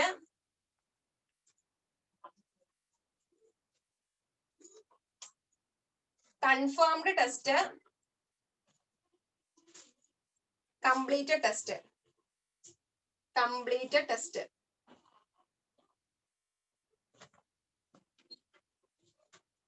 അപ്പോ ബാക്ടീരിയോളജി ടെസ്റ്റ് നമുക്ക് മെയിൻ ആയിട്ട് പറയാനുള്ളത് ടോട്ടൽ കൗണ്ട് അല്ലെങ്കിൽ അഗാർ പ്ലേറ്റ് കൗണ്ട് ടെസ്റ്റ്. ആ ഒരു ടെസ്റ്റ് കണ്ടക്ട് ചെയ്യുന്നത് ബാക്ടീരിയ അങ്ങനെ സൂട്ടബിൾ ആയിട്ടുള്ള മീഡിയം കൊടുത്തിട്ട് ബാക്ടീരിയനെ ഗ്രോ ചെയ്യുമ്പോൾ അത് പോർട്ടബിൾ വാട്ടറിൽ 1 ml എടുക്കുകയാണെങ്കിൽ 100 കൂടുതൽ തന്നെ ആ കോളനിയുടെ ഗ്രോത്ത് പാടില്ല. അത് രണ്ടാമത്തെ ടെസ്റ്റ് കോളിഫോം ടെസ്റ്റ് എന്ന് പറയുന്നത് കോളിഫോം ഗ്രൂപ്പിൽ കണ്ടക്ട് ചെയ്യുന്നതാണ്. അത് തന്നെ മൾട്ടിപ്പിൾ ട്യൂബ് ഫെർമെന്റേഷൻ ടെക്നിക്കും ഉണ്ട്, മെംബ്രെയിൻ ഫിൽട്ടർ ടെക്നിക്കും ഉണ്ട്. മൾട്ടിപ്പിൾ ട്യൂബ് ഫെർമെന്റേഷൻ ടെക്നിക്ക് 3 സ്റ്റേജിലായിട്ടാണ് കണ്ടക്ട് ചെയ്യുന്നത്. അത് ഏതൊക്കെയാന്ന് വെച്ചിട്ടുണ്ടെങ്കിൽ presumptive test, confirmed test and completed test. അങ്ങനെ 3 ഇതിലാണ്. ഇനി തേർഡ് വൺ ഓർമ്മയുണ്ട്, ടെസ്റ്റ് ഫോർ ഈക്കോളൈ. ഈക്കോളൈ ബാക്ടീരിയയുടെ പ്രസൻസ് നമ്മുടെ വാട്ടറിൽ ഉണ്ടെങ്കിൽ നമ്മുടെ വാട്ടർ ഫീക്കൽ മാറ്റർ കൊണ്ട് കണ്ടാമിനേറ്റഡ് ആണെന്ന് പറയാം. അങ്ങനെ ഒരു ക്വസ്റ്റ്യൻ ചോദിച്ചു കണ്ടിട്ടുണ്ട് കേട്ടോ. മൂന്നാമത്തതാണ് ഈക്കോളൈയുടെ എസ്ട്രേഷ്യ കോളയുടെ പ്രസൻസ് ഉണ്ടോ എന്ന് അറിയാനുള്ള ടെസ്റ്റ്. ഈക്കോളൈ ടെസ്റ്റ് എന്ന് വെച്ചിട്ടുണ്ടെങ്കിൽ ഈക്കോളയുടെ പ്രസൻസ് ഉണ്ടെങ്കിൽ നമ്മുടെ വാട്ടർ ഫീക്കൽ മാറ്റർ കൊണ്ട് കണ്ടാമിനേറ്റഡ് ആയിരിക്കും. കാരണം ഈ ഈക്കോളൈ എന്ന് പറഞ്ഞ ബാക്ടീരിയ നമ്മുടെ ഇൻഡസ്റ്റൈനിലാണ് പ്രസന്റ് ആയിട്ടുള്ളത്. അപ്പൊ ഫീക്കൽ മാറ്ററിന്റെ കൂടെ അത് പുറത്തേക്ക് വരുള്ളൂ. ആ വാട്ടർ ബോഡി ഫീക്കൽ മാറ്റർ കൊണ്ട് കണ്ടാമിനേറ്റഡ് ആണെന്ന് പറയാം ഈക്കോളയുടെ പ്രസൻസ് ഉണ്ടെങ്കിൽ. അങ്ങനെ ഒരു ക്വസ്റ്റ്യൻ ചോദിച്ചു കണ്ടിട്ടുണ്ട് കേട്ടോ. അത് ഓർത്തിരിക്കാം. അതുകൊണ്ട് നമ്മുടെ അത്രയേ ഉള്ളൂ നമ്മുടെ ബയോളജിക്കൽ മെത്തേഡ്. അത്രയും ഡീറ്റെയിൽഡ് ആയിട്ട് നമുക്ക് നോക്കിയാൽ മതി. നമ്മുടെ സിലബസിൽ ഇല്ലാത്തതാ. നമുക്ക് കെമിക്കൽ ടെസ്റ്റ് അടുത്ത ദിവസം പറയാമേ. എന്നിട്ട് വാട്ടർ ട്രീറ്റ്മെന്റും നമുക്ക് അടുത്ത ദിവസം കൊണ്ട് തീർക്കണം. നമുക്ക് വൈൻഡ് അപ്പ് ചെയ്യാം. എന്തെങ്കിലും ഡൗട്ട് ഉണ്ടോ? സ്പീഡ് കൂടുതലാണോ? ജസ്റ്റ് ഒന്ന് ചാറ്റ് ബോക്സിൽ ഇടുവോ? സ്പീഡ് കൂടുതലാണോ? കുറെ പോർഷൻസ് ഉള്ള കാരണമാണ് ഞാൻ ഇച്ചിരി ഇതിൽ എടുക്കുന്നേ.